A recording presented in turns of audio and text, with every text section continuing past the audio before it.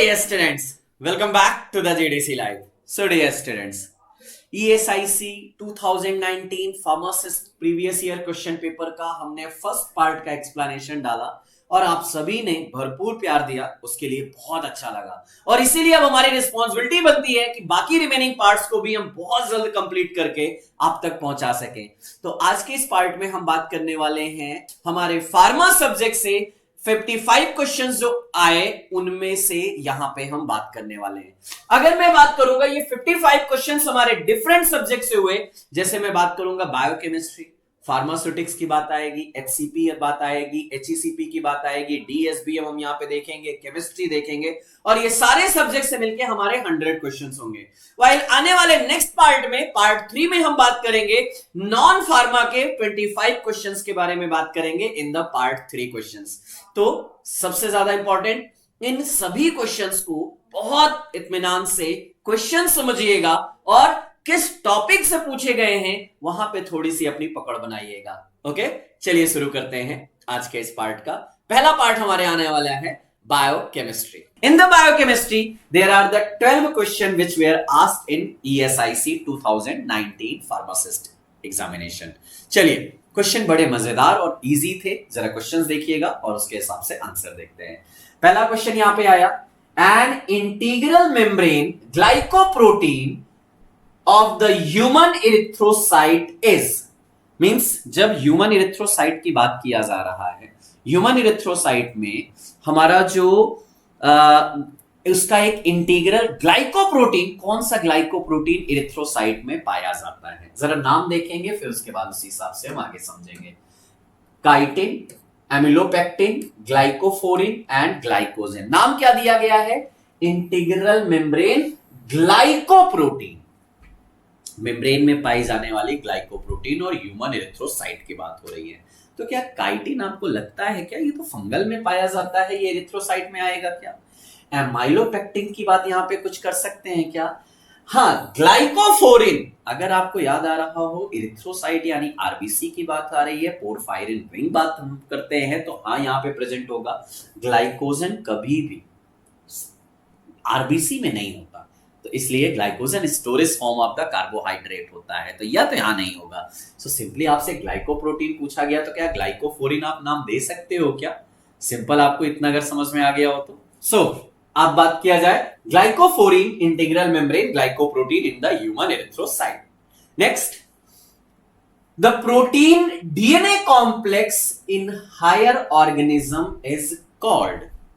अब अगर प्रोटीन और डीएनए दोनों चीजें हायर एनिमल्स में जो मिक्सअप होता है उसको क्या बोलते हैं? और यहां प्रोटीन की बात हो रही है तो मैं जरा, अगर आपसे डीएनए की बात चल रही है तो क्या इसको मैं हिस्टोन प्रोटीन प्लस डीएनए बोल दूं क्या?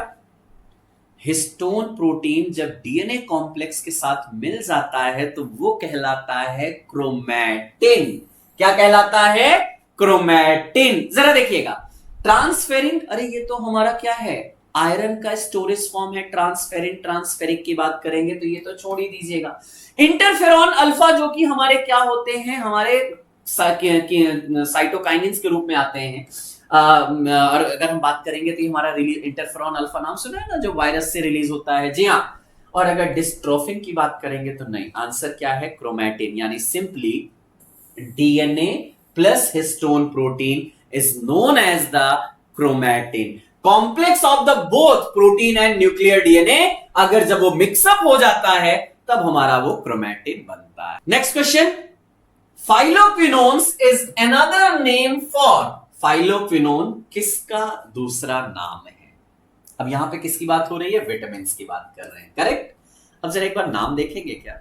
अगर हम यहां पे बात करते हैं विटामिन ए यानी retinol, retinal, retinoic acid, vitamin E, और जब विटामिन ई की बात किया जाता है तो विटामिन ई में हमें क्या देखने को मिलता है? ये हमारा क्या होता है? That is the tocopherol. Vitamin E क्या होता है? टोकोफेरॉल। विटामिन डी, अरे ये तो हमारा अलग ही है, विटामिन डी की तो कोई बात करने की जरूरत ही नहीं है बहुत ज्यादा। विटामिन के, हाँ ये 3 टाइप का होता है, K1 K2 K3, और ये K1 कहलाता है फाइलोक्विनोन, K2 कहलाता है मेनाक्विनोन, K3 कहलाता है मेनाडायोन, और ये उन्हीं से नाम बना हुआ है क्या। तो जरा अगर आपसे बात करेंगे और विटामिन डी की बात करेंगे तो कैल्सीफेरॉल एंड कोलकैल्सीफेरॉल नाम याद आता है, कितना इजी तो है। ये विटामिन डी का नेम पूरा बहुत ज्यादा जरूरी है।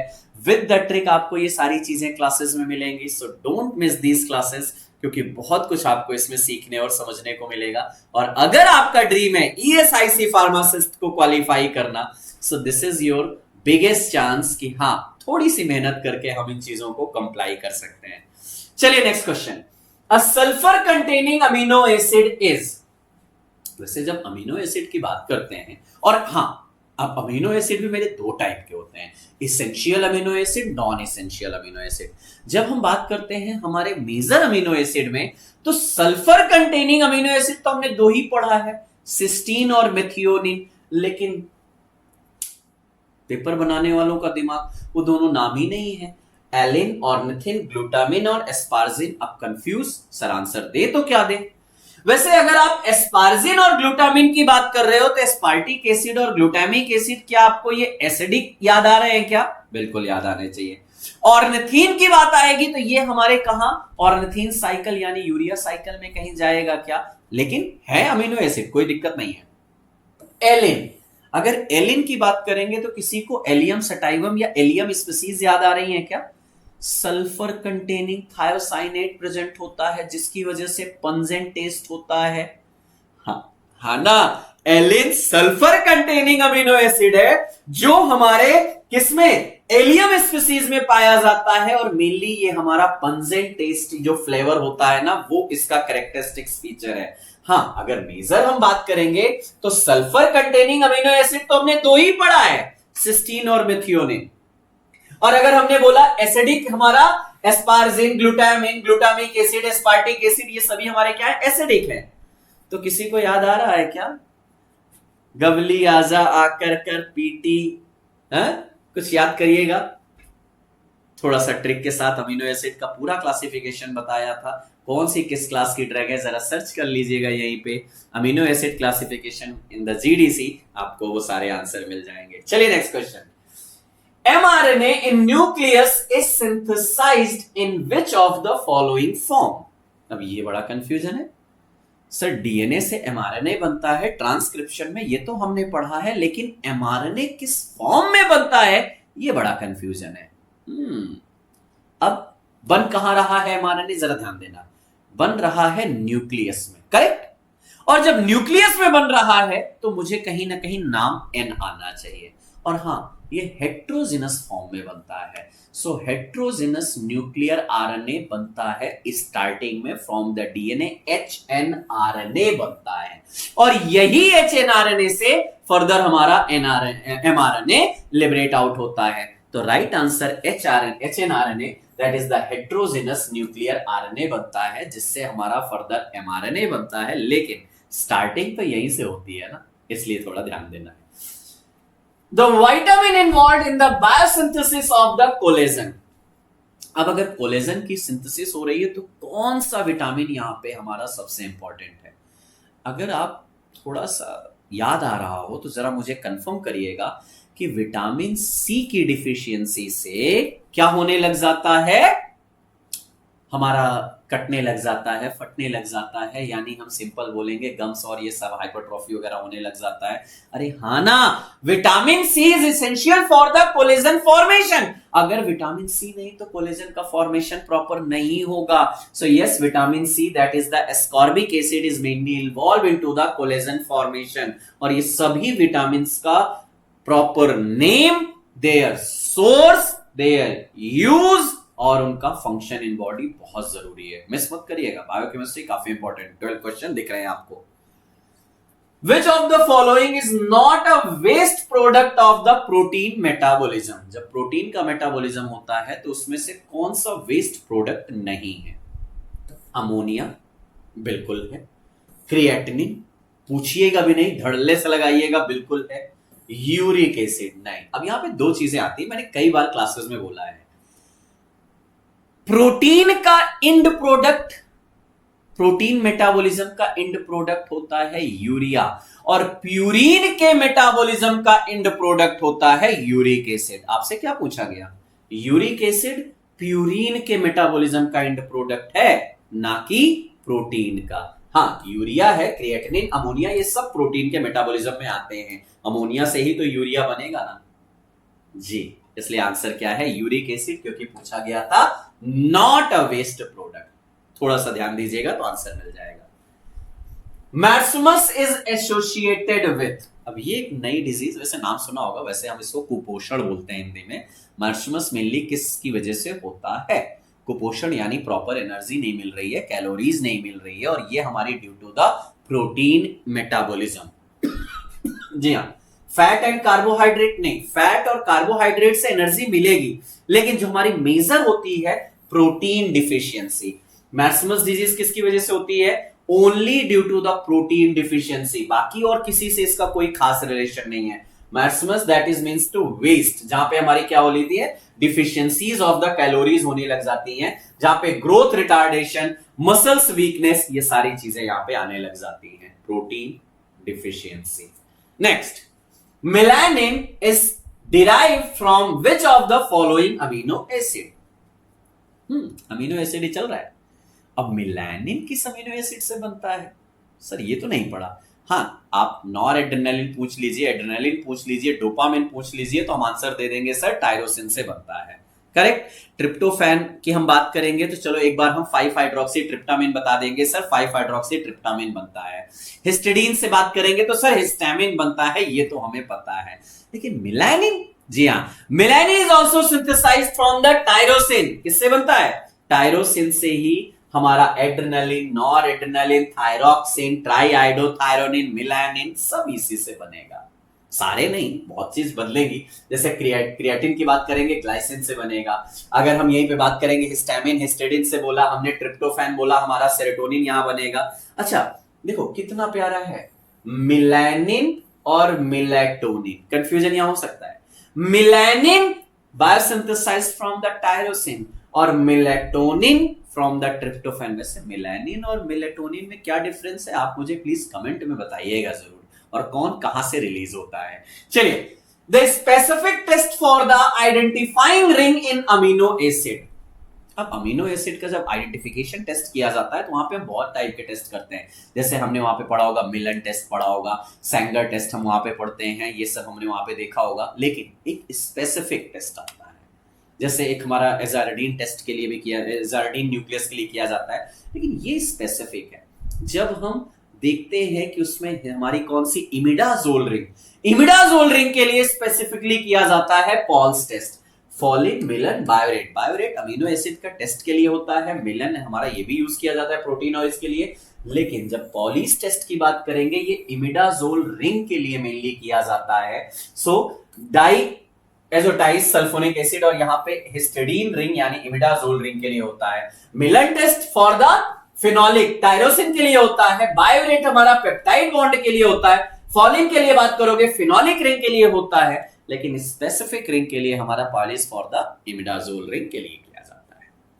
Next, a deficiency in the activity of the sphingomyelinase enzyme leads to. Biochemistry का एक बहुत इंपॉर्टेंट टॉपिक होते हैं डिफरेंट एंजाइम की डिफिशियंसी से होने वाले डिजीज। अब ये सभी हमारे कार्बोहाइड्रेट मेटाबॉलिज्म की डिफिशियंसी से हैं, एक्सेप्ट जैकब्स डिजीज जो हमारा प्रियॉन्स का होता है, यानी वायरस के हमारे उससे होता है, तो उसको हटा देते हैं थोड़ा। विरियन प्रियॉन की अलग अलग कहानियां हैं। Krabbe's disease due to the deficiency of the alpha glucosidase enzyme. Gaucher disease की बात करेंगे, अल्फा, ये हमारा गैलेक्टोसाइडेज की वजह से, अल्फा गैलेक्टोसाइडेज एंजाइम, और ये अल्फा ग्लूकोसाइडेज एंजाइम। While जब नीमन-पिक्स डिजीज की बात किया जाता है, this is due to the deficiency of the sphingomyelinase. So answer is the correct answer. क्या बोला गया? नीमन-पिक डिजीज स्फिंगोमाइलिनेज। फार्बर्स की बोला हमारा कैसे? सिरामिडेज से होता है। गॉशर ड्यू टू द ग्लूकोसाइडेज और क्रैबेज हमारी ड्यू टू द गैलेक्टोसाइडेज आता है। थोड़ा ग्लूको और गैलेक्टो में कंफ्यूजन हटा लीजिएगा। फारबेज की बात करेंगे ग्लूको आएगा, और गॉशर्स की बात करेंगे ग्लूको आएगा, और क्रैबेज की बात करेंगे गैलेक्टो आएगा। ट्रिक हम पढ़ेंगे क्लासेस में। इधर देखो, an amino acid considered as the lipotropic factor. कौन सा अमीनो एसिड लाइपोट्रोपिक फैक्टर कहलाता है? ये क्या है लाइपोट्रोपिक फैक्टर? लाइपोट्रोपिक फैक्टर की बात आ रही है जो हमारे बॉडी में मेनली लिपिड के फॉर्मेशन को बढ़ाए। मेथियोनिन, हिस्टिडीन, ट्रिप्टोफैन, सेरिन सब सभी तो अमीनो एसिड हैं और सभी तो हमारे प्रोटीन को बढ़ाएंगे, लेकिन लाइपोट्रोपिक फैक्टर है मेथियोनिन। जरा ध्यान दीजिएगा, these are the substance the deficiency of which causes the fat accumulated in liver, यानी ट्राइग्लिसराइड हमारा accumulate होने लग जाता है लीवर में, और तब हमारा होता है कौन सा? ये डिजीज होती है। Example choline, betaine, methionine, inositol, ये हमारे डिफरेंट आएंगे। So these are the different questions from the biochemistry. I hope इनके एक्सप्लेनेशंस थोड़े आपको अच्छे लगे होंगे और क्वेश्चन समझ में आए होंगे। आगे कंटिन्यू करेंगे नेक्स्ट टीचर अपने सब्जेक्ट्स के साथ। मिलता हूं मैं आपसे अगले पार्ट में। Thank you. यहाँ पर हम फार्मास्यूटिक्स सेक्शन में इंपॉर्टेंट क्वेश्चंस जो आपके ESIC 2019 में आए थे उनको हम डिस्कस करने वाले हैं। चलिए तो शुरू करते हैं। Question number 58। तो मैं आज यहाँ पर आपको फार्मास्यूटिक्स सेक्शन को डिस्कस कराने वाला हूँ। तो क्वेश्चन नंबर 58 इसमें जो इस सीरीज में जो आपका 2019 ESIC पेपर का जो क्वेश्चन नंबर 58 है वो आपके सामने है। A quaternary ammonium compound that is used as a detergent is. एक ऐसा कंपाउंड जो कि क्वाटरनरी नेचर का, उसका स्ट्रक्चर कैसा है? क्वाटरनरी स्ट्रक्चर है और वो डिटर्जेंट के जैसे यूज होता है। तो ऑप्शन ए है आपके सामने chlorhexidine, option B Savlon, option C क्लोरोजाइनिलॉन और option D ceramide. This is ceramide. ध्यान दीजिएगा दोस्तों, मैं फिर से ऑप्शन रिपीट करता हूं, क्लोरहेक्सिडिन, सेवलॉन, क्लोरोजाइलिनॉल और सिरामाइड। करेक्ट आंसर, जैसे कि आप लोगों ने देखा होगा, समझ ही गए होंगे इस क्वेश्चन के हिसाब से, करेक्ट आंसर हमारे पास एक ही है जो कि डिटर्जेंट का भी काम करता है और क्वाटरनरी अमोनियम कंपाउंड भी होता है। करेक्ट आंसर क्या आपके पास? सिरामाइड है। Yes, correct answer D, ceramide. Okay, चलिए हम एक्सप्लेनेशन की तरफ चलते हैं कि सिरामाइड क्या होता है। सिरामाइड एक क्वाटरनरी अमोनियम कंपाउंड होता है जो कि कॉस्मेटिक प्रोडक्ट में और जैसे कि शैम्पू, कंडीशनर्स और स्किन क्लींजर में डिटर्जेंट का काम करता है। इसके अलावा जो सिरामाइड होता है मॉइस्चराइजिंग और इमल्सिफाइंग प्रॉपर्टीज भी रखता है, जिसके कारण हम इसको जो कॉस्मेटिक स्किन प्रिपरेशंस में हम इसको यूज करते हैं। ये क्या करता है? आपके स्किन बैरियर को रिपेयर करता है, साथ ही साथ स्किन हाइड्रेशन को इंप्रूव करता है। यस, तो सिरामाइड के बारे में ये तो तय हो गया है, क्लियर हो गया कि सिरामाइड एक डिटर्जेंट का काम करता है। इसके अलावा एडिशनली ये स्किन बैरियर को रिपेयर करने में, इसके अलावा स्किन के हाइड्रेशन को इंप्रूव करने में भी पार्टिसिपेट करता है। सिरामाइड को अगर केमिकली अगर हम देखें तो एन पामीटॉल स्फिंगोसिन या फिर N2 हाइड्रोक्सी हेक्साडेकोनिल स्फिंगफोरइन होता है केमिकल। मतलब ये कहीं ना कहीं आप देखेंगे स्फिंगोसिन, ये कहीं ना कहीं आपका लिपिड का डेरिवेटिव है। लिपिड को कन्वर्ट किया है हमने एक कंपाउंड में जो कि सिरामाइड है, जो कि क्वाटरनरी नेचर का है और डिटर्जेंट प्रॉपर्टी शो करता है। चलिए, तो ये आई होप ये क्वेश्चन आपको एकदम से क्लियर हो गया होगा। नेक्स्ट क्वेश्चन की तरफ चलते हैं हम। Clinical obesity is a condition in which the BMI range in. Yes, clinical obesity के बारे में पूछा जा रहा है इस क्वेश्चन को। इसमें BMI के बारे में बात की गई है। तो यहां पर देखिए ऑप्शन ए है 45 to 50 kg per metre square, option B 30 to 40 kg per metre square, option C 25 to 30 kg per metre square और option D 40 to 45 kg per metre square. तो दोस्तों यहाँ पर आपके सामने चार ऑप्शंस हैं। जैसे कि आपको पता भी होगा इसके बारे में, जो क्लिनिकल ओबेसिटी किस कैटेगरी में आती है। क्लिनिकल ओबेसिटी के जो BMI होता है वो 30 to 40 kg per metre square होता है। कितना होता है? 30 to 40 kg per metre square. चलिए यहाँ पर BMI के बारे में बात करते हैं, देखते हैं क्लिनिकल ओबेसिटी की क्या क्या रेंजेस होती हैं। तो सबसे पहले BMI को समझते हैं। What do mean by BMI? BMI का फुल फॉर्म सबसे पहले जानना जरूरी है। तो BMI का फुल फॉर्म होता है बॉडी मास इंडेक्स। तो इसमें क्या करते हैं हम, पर्सन के वेट को जो कि किलोग्राम में, उसको आप उसकी हाइट को, ठीक है, उसकी हाइट को स्क्वायर को मीटर में, उसकी हाइट हो उसका स्क्वायर कर लें, जैसे कि मीटर स्क्वायर, और किलोग्राम, तो इसकी यूनिट भी आपने देखा होगा किलोग्राम पर मीटर स्क्वायर। मतलब पर्सन के बॉडी वेट को हम डिवाइड कर दें उसकी हाइट के स्क्वायर, जो हाइट का स्क्वायर जो क्या मीटर में है, तो केजी पर मीटर स्क्वायर में जो आपका इंडेक्स आएगा उसको हम बॉडी मास इंडेक्स के नाम से जानते हैं। क्लिनिकल ओबेसिटी के बारे में ऐसा कहा जाता है, क्लिनिकल ओबेसिटी में अगर देखें तो बीएमआई की जो वैल्यू होती है या तो आपके 30 केजी के पर मीटर स्क्वायर के बराबर होगा या 30 केजी पर मीटर स्क्वायर से ज़्यादा होगा। लेकिन पर्टिकुलरली अगर बात करें तो जो ओबेसिटी रहती है 3 तरह से होती है clinical obesity, class 1, class 2, class 3। और यहाँ पर क्लास 1 को अगर हम देखें तो 30 से 34.9 केजी पर मीटर स्क्वायर होती है। क्लास 2 के बारे में अगर बात करें तो 35 से 39.9 होती है। और क्लास 3 या क्लास 3 ओबेसिटी होती है वो 40 या 40 से ऊपर पर आती है। तो अगर हम क्वेश्चन के हिसाब से बात करें तो बेसिक जो अगर आंसर देखेंगे हम क्वेश्चन के हिसाब से तो 30 to 40 KG per metre square is the perfect answer. आप सोच रहे हो कि ये भी हो सकता है, हाँ ये भी हो सकता है, लेकिन हमारे पास परफेक्ट आंसर क्या है 30 to 40 KG per metre square, क्योंकि इसमें क्लिनिकल ओबेसिटी की सारी रेंज कंप्लीट हो रही है। यस, तो यहाँ पर कुछ वेट्स दिए गए हैं, आप देख सकते हैं कि नॉर्मल वेट क्या होता है, अंडर वेट क्या होता है, ओवर वेट क्या होता है, बीएमआई क्या होती है, ओबेसिटी और मॉर्बिड ओबेसिटी, बीएमआई का अलग अलग पैमाना दिया होगा। अंडर वेट जो पर्सन रहती है उनकी बीएमआई लेस देन 18.5 होती है। नॉर्मल वेट के लिए बीएमआई के बारे में अगर बात करें तो 18.5 से 24.9 होती है। ओवर वेट के लिए बात करें तो 25 से 29। और ओबेसिटी जिस कैटेगरी में आ जाएगी उसमें बीएमआई हो जाएगी आपका 13.9। और मॉर्बिड ओबेसिटी के केस में मोर देन 40, मतलब आपका बहुत ज़्यादा ओबेस पर्सन हो जाएगा। चलिए, drug store and business management इस सेक्शन की बात करते हैं कि इसमें कौन कौन से क्वेश्चन है। इसमें बहुत इंपॉर्टेंट क्वेश्चन है और फार्मासिस्ट एग्जाम के लिए ड्रग स्टोर और बिजनेस मैनेजमेंट जो आपका टॉपिक है बड़ा इंपॉर्टेंट होने वाला है। चलिए, तो यहां पर बात करते हैं। The conference board is an organisation for the compiling the index of. Conference board is an organisation, ठीक है ना। कॉन्फ्रेंस बोर्ड एक ऑर्गेनाइजेशन है, किसके लिए, किस इंडेक्स की कंपाइलिंग के लिए।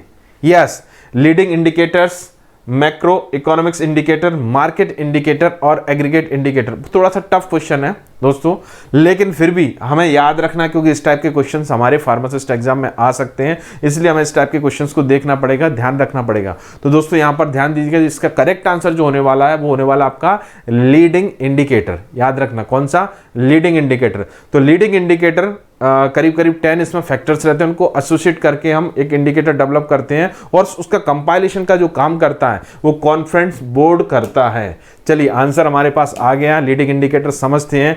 द कॉन्फ्रेंस बोर्ड क्या होता है, एक ऑर्गेनाइजेशन होता है जो कि लीडिंग इंडिकेटर के जो लीडिंग इंडिकेटर इंडेक्स है उसको कंपाइल करने का काम करता है। ये क्या करता है, ये बेसिकली होता क्या, अगर हम देखें तो अमेरिकन इकोनॉमिक, ठीक है ना, अमेरिकन इकोनॉमिक लीडिंग इंडिकेटर है जो कि फ्यूचर इकोनॉमिक एक्टिविटी को फोरकास्ट, मतलब उसके बारे में भविष्यवाणी करता है कि क्या होगा, इकोनॉमी क्या होगी। देखा होगा आप लोगों ने कई जगह इकोनॉमी के बारे में आता है कि हमारी ग्रोथ इतनी हो जाएगी, हमारी जो इकोनॉमी इतनी हो जाएगी। तो उसके लिए उसको फोरकास्ट करने के लिए ये आपका एक जो लीडिंग इंडिकेटर एक इंडेक्स बनाया गया है, उसको कंपाइलेशन का काम कौन करता है, कॉन्फ्रेंस बोर्ड करता है। ये कॉन्फ्रेंस बोर्ड है जो होता है एक नॉन गवर्नमेंट ऑर्गेनाइजेशन होता है। इसको डिफरेंट टाइप के 10 वेरिएबल्स को लेकर आपकी इकोनॉमी की फोरकास्टिंग करता है। ये मंथली पब्लिश होता है, ये इंडेक्स मंथली पब्लिश होता है और उसको इंडेक्स को जो लीडिंग इंडेक्स होता है उसको कॉन्फ्रेंस बोर्ड जो कि एक नॉन गवर्नमेंट बॉडी होती है, इसको कह सकते हैं कि 10 बॉडी होती है, इसको जो पब्लिश करने का काम करती है every month. Yes, next question पर आते हैं। नेक्स्ट क्वेश्चन काफी इंपॉर्टेंट होने वाला।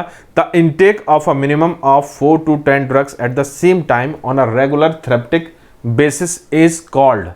The index of a minimum of 4 to 10 drugs at the same time on a regular therapeutic basis. 10 अलग अलग, 4 से लेकर 10 अलग अलग तरह की ड्रग, सिंगल ड्रग नहीं। एक चीज याद रखना, ड्रग्स लिखा हुआ, सिंगल ड्रग के बारे में नहीं बोला गया। ड्रग्स डिफरेंट टाइप की, अगर सिंगल ड्रग होती ओवरडोज हो सकता, ओवर यूज हो सकता था, ड्रग अब्यूज हो सकता था। तो यहां पर क्लियर समझ में आ रहा है, पॉलीफार्मेसी, डिफरेंट टाइप की ड्रग्स का आप यूटिलाइजेशन कर रहे हो। 4 to 10 मतलब मोर देन। कई बार होता है कि थेरेपी रिक्वायरमेंट होती है, जैसे कि नॉर्मली हमने वायरल में देखा होगा, वायरल फीवर अगर हमें आता है तो हम एक एंटीबायोटिक्स यूज करते हैं, करते हैं, एक एंटीपायरेटिक यूज़ करते हैं, एक हो सकता है आप प्रोटॉन पंप इनहिबिटर भी यूज़ करते हो, क्योंकि आप एंटीपायरेटिक यूज़ कर रहे हो तो उसके आपको गैस प्रॉब्लम हो सकती है, आपको गैस्ट्राइटिस हो सकता है, उससे प्रिवेंशन के लिए आप क्या कर रहे हो कि प्रोटॉन पंप इनहिबिटर यूज़ कर रहे हो। इसके अलावा लास्ट में आप कभी कभार मल्टी विटामिन टैबलेट्स भी यूज़ कर रहे हो, तो आप 4 टाइप की टैबलेट्स आप यूज़ कर रहे हो, तो यही तो है पॉलीफार्मेसी, उसी के बारे में बोला गया, बड़ा सिंपल सा क्वेश्चन है। Yes, correct answer is D, polypharmacy. अब बात करते हैं नेक्स्ट क्वेश्चन पर, question number 62। Structured evolution of a patient medication for improving the health outcomes is term as. Structure evolution of patient medication मतलब जो भी पेशेंट को जो ड्रग्स दी जा रही है, मेडिकेशन दी जा रही है, उसका इवोल्यूशन करना, जिसके कारण उसकी हेल्थ में इंप्रूवमेंट हो सके और उसको मतलब कह सकते हैं उसकी हेल्थ के बारे में हम अपडेट्स ले सकें या उसकी हेल्थ को इम्प्रोवाइज कर सकें, तो उसके लिए उसको क्या टर्म देंगे, उस स्ट्रक्चर्ड इवोल्यूशन को क्या टर्म देंगे? Medication error, medication review, pharmacovigilance, hospital फार्मूलरी। Yes, तो यहां पर अगर आप देख रहे होगे कि यहां पर मेडिकेशन एरर तो हो नहीं सकता। क्यों नहीं हो सकता मेडिकेशन एरर? मेडिकेशन एरर क्या होती है कि ड्रग रॉन्ग डोजेस फॉर्म या रॉन्ग ड्रग देने के कारण जो थेरेप्टिक कह सकते हैं कि थेरेप्टिक एक्चुअल थेरेप्टिक जो थेरेप्टिक बेनिफिट मिलने वाला होता है वो नहीं मिलता, या फिर दूसरा कोई और थेरेप्टिक बेनिफिट मिल जाता है, या फिर कह सकते हैं कोई साइड इफेक्ट्स भी मिल जाते हैं, तो उसको हम मेडिकेशन एरर बोलते हैं। मतलब रॉन्ग डोज के एडमिनिस्ट्रेशन से जो हमें इफेक्ट आते हैं उसको बोलते हैं मेडिकेशन एरर। दूसरा फार्माकोविजिलेंस, ड्रग के साइड इफेक्ट का या कह सकते हैं ड्रग से होने वाले इफेक्ट्स का इन्वेस्टिगेशन करना, उनकी एनालिसिस करना फार्माकोविजिलेंस में आता है। हॉस्पिटल फार्मूलरी जो होती है आपकी कंप्लीट लिस्ट ऑफ कह सकते हैं ड्रग सब्सटेंसेस की कंप्लीट लिस्ट होती है, उसको हॉस्पिटल फार्मूलरी के नाम से जानते हैं। तो हमारे पास आंसर क्या बचता है? आंसर बचता है हमारे पास, या कह सकते हैं ऑप्शन बचता है B, medication review. Yes, correct answer is medication review. तो यहाँ पर आप देख सकते हैं मेडिकेशन रिव्यू क्या होता है, इससे आप पेशेंट की इसका रिव्यू करके आप उसकी जो मेडिकेशन का रिव्यू करके आप क्या कर सकते हो, पेशेंट की हेल्थ को इंप्रूव कर सकते हो। Yes, the price that equal to, next question पर चलते हैं। The price that equates market supplied and market demand is called. Yes, बहुत अच्छा क्वेश्चन है ये। The price that equate market supplied and market demand, demand और supplied जिस price पर बराबर होती हैं उस प्राइस को क्या बोलते हैं? Market restoring price, marketing depreciating price, market elastic price और मार्केट क्लियरिंग प्राइस। यस, बहुत अच्छा क्वेश्चन है।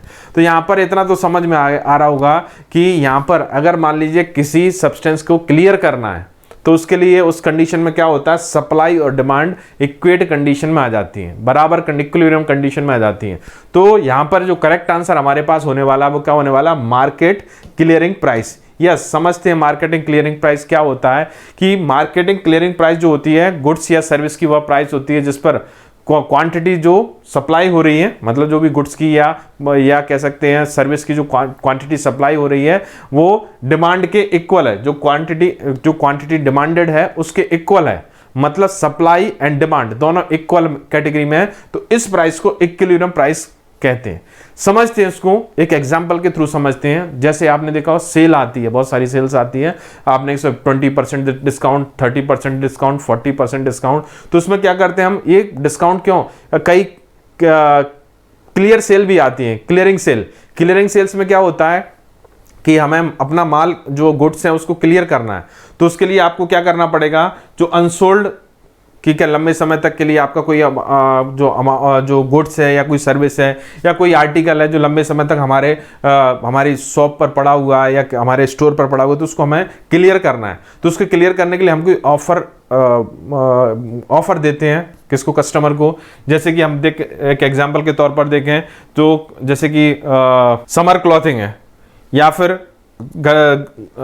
कोल्ड सेशन अप्रोचेस हैं, तो यहां पर क्या होगा कि जैसे समर सीजन कंप्लीट होने को होगा तो क्या होगा कि वो कोशिश करते हैं, जैसे टी शर्ट्स हैं, टी शर्ट्स यूजुअली हम कब पहनते हैं, समर सीजन में पहनते हैं, तो टी शर्ट्स को आपको क्लियर करना है क्योंकि अभी सर्दियां आ रही हैं, बारिश आ रही है, तो टी शर्ट लोग कम पहनते हैं या हाफ शर्ट कम पहनते हैं, तो उसको क्लियर करना है, तो उसका प्राइस कम कर देगा। उसका प्राइम किस पर करेगा, केवल मार्केट क्लियरिंग प्राइस पर रखेगा, वो नो प्रॉफिट नो लॉस वाली जैसी स्थिति होगी उसको वो कोशिश करेगा कि एनी हाउ क्या कर दे, अपने प्रोडक्ट को क्लियर कर दे। तो ये आपका मार्केट क्लियरिंग प्राइस का कंसेप्ट होता है। आगे बढ़ते हैं, यहां पर नेक्स्ट क्वेश्चन की तरफ चढ़ते हैं। The art of planning, organization, staffing, motivation and controlling. Yes, P for planning, O for organization, S for staffing, M for motivation और C for controlling। तो सबसे पहले देखते हैं हम ऑर्गेनाइजेशन। ऑर्गेनाइजेशन होगा तो उसमें स्टाफ भी होगा, स्टाफ भी होगा तो उसके साथ उसको हम मोटिवेशन भी करेंगे, उसको कंट्रोल भी करेंगे, उसके साथ मिलकर प्लानिंग भी करेंगे। तो यहां पर POSMC, POSMC ये किसके लिए होता है? ये बेटा वर्ड होता है किसके लिए बच्चों? मैनेजमेंट के लिए। ये मैनेजमेंट की डेफिनेशन होती है कि मैनेजमेंट वह आर्ट होता है जिसमें प्लानिंग होती है, स्टाफिंग होती है, कंट्रोलिंग होती है, मोटिवेशन होता है और ऑर्गेनाइजेशन होता है। This is called the management. Yes, तो यहां पर मैनेजमेंट की डेफिनेशन आपको क्लियर हो गई होगी मेरे ख्याल से। डेफिनेशन से सीधा क्वेश्चन है। तो यहां पर स्पेसिफिक गोल या स्पेसिफिक एम को अचीव करने के लिए आप प्लानिंग करते हो, ऑर्गेनाइजेशन डेवलप करते हो, स्टाफिंग करते हो, डायरेक्शन करते हो और कंट्रोल भी करते हो। यस, आगे बढ़ते हैं। Next question, the channel involving retailer and given in wholesaler. The channel involve retailer, retailer और होलसेलर के बीच में एक चैनल होता है, उस चैनल को किस नाम से जानते हैं? यस, होलसेलर और रिटेलर। होलसेलर मतलब जो बहुत सारे गुड्स की सप्लाई करता है, बहुत सारे टाइप्स के, बहुत सारे आइटम्स की सप्लाई करता है। जैसे कि सपोज होलसेलर ड्रग स्टोर होता है तो उसमें डिफरेंट टाइप के ब्रांड्स की, डिफरेंट टाइप की ड्रग्स मौजूद रहती है, बल्क क्वांटिटी में उसके पास रहती हैं। रिटेलर क्या होता है कि छोटी शॉप होती है जिसमें एक डेफिनेट क्वांटिटी वो उस अपने स्टोर पर रख सकता है, उस शॉप पर रख सकता है, उसको सेल करता है। वो बहुत ज़्यादा उसका जो कह सकते हैं कि उसकी स्टोरेज कैपेबिलिटी नहीं होती। लेकिन जो होलसेलर होता है बहुत सारी क्वांटिटी में आपको प्रोड्यूसर से माल परचेस करता है और रिटेलर को सप्लाई करता है। तो एक होलसेलर से बहुत सारे रिटेलर जुड़े हुए रहते हैं। तो यहां पर देखिए कि चेन रहती है, आपका प्रोड्यूसर, होलसेलर, रिटेलर और कंज्यूमर। तो यहां पर अगर देखेंगे तो प्राइमरी जो सेकेंडरी चैनल होता है वो किस किस के बीच होता है? रिटेलर और होलसेलर के बीच होता है। प्राइमरी चैनल जो होता है आपके प्रोड्यूसर और होलसेलर के बीच में होता है। प्रोड्यूसर बहुत सारे होलसेलर को सप्लाई करता है, एक चेन होती है, बहुत सारे होलसेलर। सपोज आपका भोपाल का होलसेलर अलग है, भोपाल का होलसेलर आपका अलग है, और इस यहाँ पर आपका देखेंगे कि दिल्ली का होलसेलर अलग है। लेकिन हो सकता है कि वो एक ही कंपनी का, जैसे डॉक्टर रेड्डी का जो कह सकते हैं कि ड्रग्स है या कह सकते हैं डोजेस फॉर्म है, वो परचेस कर रहा है डॉक्टर रेड्डी से, दिल्ली वाला भी परचेस कर रहा है, भोपाल वाला भी परचेस कर रहा है, बेंगलोर वाला भी परचेस कर रहा है, पटना वाला भी परचेस कर रहा है, बहुत सारा। तो होलसेलर भी बहुत सारे होते हैं और उस होलसेलर से रिटेलर जुड़े हुए रहते हैं। तो रिटेलर क्या होते हैं? कम क्वांटिटी में माल परचेस करते हैं, कम क्वांटिटी में कह सकते हैं कि जो गुड्स रहती है उसको परचेस करते हैं और लेकर सेल करते हैं किसको? कंज्यूमर को। कंज्यूमर मतलब पेशेंट। अगर हम ड्रग के बारे में बात करें तो कंज्यूमर क्या होगा? पेशेंट। तो यहां पर देखेंगे चेन बनती है, प्रोड्यूसर, होलसेलर, रिटेलर और आपका कंज्यूमर। तो होलसेलर और रिटेलर एक तरीके की कनेक्टिंग लिंक होती है आपके प्रोड्यूसर और कंज्यूमर के बीच में, और ये सेकेंडरी चैनल कहलाती है। क्या कहलाती है आपका? ये आपकी क्या कहलाती है? सेकेंडरी टू लेवल चैनल बोलते हैं इसको। सेकेंडरी चैनल या टू लेवल चैनल के नाम से जाना जाता है इसको। सेकेंडरी लेवल या टू चैनल लेवल के नाम से इसको जाना जाता है। यस, आगे चलते हैं। Billing method is a method of. Yes, ये क्वेश्चन थोड़ा सा drug store and business management का नहीं, ये क्वेश्चन आपका पॉपुलेशन कंट्रोल करने से, पॉपुलेशन कंट्रोल से उठाया गया है। लेकिन यहाँ पर आपको मैंने बता दिया पहले, तो आपको आंसर तो समझ में आ गया होगा। बिलिंग मेथड किससे रिलेटेड होती है? फर्स्ट एड से, वेंटिलेशन से, फैमिली प्लानिंग से या वेस्ट डिस्पोजल से। तो हमारे पास जो करेक्ट आंसर जो होने वाला है वो है फैमिली प्लानिंग, जैसे कि मैंने आपको बता ही दिया। तो बिलिंग मेथड में होता क्या है बेसिकली, अगर हम बात करें सबसे पहले नाम क्यों पड़ा इसका बिलिंग मेथड। एक साइंटिस्ट थे doctor John and Evelyn billing, और ये आपके मेलबोर्न के साइंटिस्ट थे। तो उन्होंने कह सकते हैं कि मेथड या कह सकते हैं कि हाइपोथेसिस डेवलप की, जिसके थ्रू हम बर्थ को या कह सकते हैं कि आपको प्रेगनेंसी को प्रिवेंट भी कर सकते हैं और प्रेगनेंसी को अचीव भी कर सकते हैं। इस मेथड के थ्रू दोनों हो सकता है, मतलब प्रेगनेंसी को अचीव भी कर सकते हैं और प्रेगनेंसी को कंट्रोल भी कर सकते हैं। यहाँ पर बेसिकली किसके ऊपर बेस्ड रहता है कि यहाँ पर सर्वाइकल जो म्यूकस रहता है, सर्वाइकल म्यूकस रहता है, वो डिटरमाइन करता है फर्टिलिटी पैटर्न को। तो सर्वाइकल म्यूकस के हिसाब से हम फर्टिलिटी पैटर्न को डिसाइड करके हम क्या कर सकते हैं, जो कह सकते हैं प्रेगनेंसी को कंट्रोल भी कर सकते हैं, प्रेगनेंसी को अचीव भी कर सकते हैं। इसको हम सर्वाइकल म्यूकस मेथड या ओव्यूलेशन मेथड के नाम से, और फाइनली साइंटिस्ट जो बिलिंग थे उनके नाम से भी इसको जानते हैं। यस, नेक्स्ट है percentage change in quantity caused by 1% change is price is non as cross price elasticity, price elasticity of demand, income elasticity of demand और inelasticity of demand. Yes, तो ये बड़ा सिंपल क्वेश्चन है। तो यहां पर the percentage change in quantity, तो quantity percentage change, quantity में परसेंटेज चेंज मतलब क्वांटिटी के परसेंटेज में चेंज हो जाना, किसके कारण? प्राइस में 1% चेंज हो जाना। प्राइस में अगर 1% चेंज होता है तो उसके कारण कितनी क्वांटिटी चेंज हो जाती है, क्या क्वांटिटी चेंज होती है, तो उसको हम प्राइस इलास्टिसिटी ऑफ डिमांड के नाम से जानते हैं। यस, तो यहां पर देखेंगे द प्राइस इलास्टिसिटी जो डिमांड होती है, परसेंटेज चेंज इन दी क्वांटिटी और गुड्स और सर्विस। मतलब यहां पर क्या होगा कि जो आपकी जो क्वांटिटी है, जो क्वांटिटी चेंज हो रही है, किसके कारण हो रही है? प्राइस चेंज करने के कारण हो रही है। यस, चलिए, तो ये था आपका फार्मास्यूटिक्स का पूरा आपका कह सकते हैं कि डिस्कशन। इसके बाद दूसरे जो सब्जेक्ट्स हैं और दूसरे टॉपिक्स हैं उनका भी डिस्कशन होगा। तो अपना ध्यान रखिए। Thank you so much, take care, bye bye. चलिए नेक्स्ट देखते हैं अभी केमिस्ट्री में क्या क्या क्वेश्चंस आए हुए थे। Moving to the question first of chemistry, that is 68 number पे आपका क्या था? Chromones are isomeric with. तो ये जो क्रोमोन्स होते हैं ये किसके आइसोमेरिक स्ट्रक्चर्स होते हैं? क्या ये इंडोल्स के होते हैं, क्विनोलिन्स के होते हैं, पायरिमिडीन्स के होते हैं, या फिर काउमेरिन्स के होते हैं? तो चलो जरा कुछ बात यहाँ पहले देख लेते हैं हम लोग। अगर हम बात करते हैं क्रोमोन्स की, तो क्रोमोन्स क्या होते हैं? आपका एक बेंजोपाइरेन का स्ट्रक्चर होते हैं, ये बेंजोपाइरेन के स्ट्रक्चर्स होते हैं। ये देखिए, ये आपका क्या है? बेंजीन, और ये सिर्फ आपकी क्या थी? पाइरेन थी, और उसमें जब कीटोन लग जाता है तो वो क्या हो जाता है? अभी क्रोमोन हो गया। पैरा पोजीशन पर लगा हुआ है, दोनों आपके ये जो ऑक्सीजन और कीटोन ग्रुप है ये पैरा पोजीशन पे थे। तो ये क्या है आपकी? देखो, ये है आपकी क्रोमोन, ये आपकी क्रोमोन रिंग है। अच्छा ठीक है, अगर मैं बात करता हूं यहां पे जो दो रिंग्स हैं, एक तो बेंजीन है, दूसरी आपकी सिर्फ इतने रिंग को आप क्या बोल रहे हैं? ध्यान से जरा आप लोग समझिए। ये जो आपकी रिंग है ये आपकी होती है पाइरेन। कई रिंग्स हम यहाँ पे एक क्वेश्चन में जानेंगे। ये आपकी पाइरेन रिंग है। उसके अलावा यहाँ पे और क्या पूछा गया था? इंडोल की बात करते हो तो इंडोल में देखो क्या होता है आपका?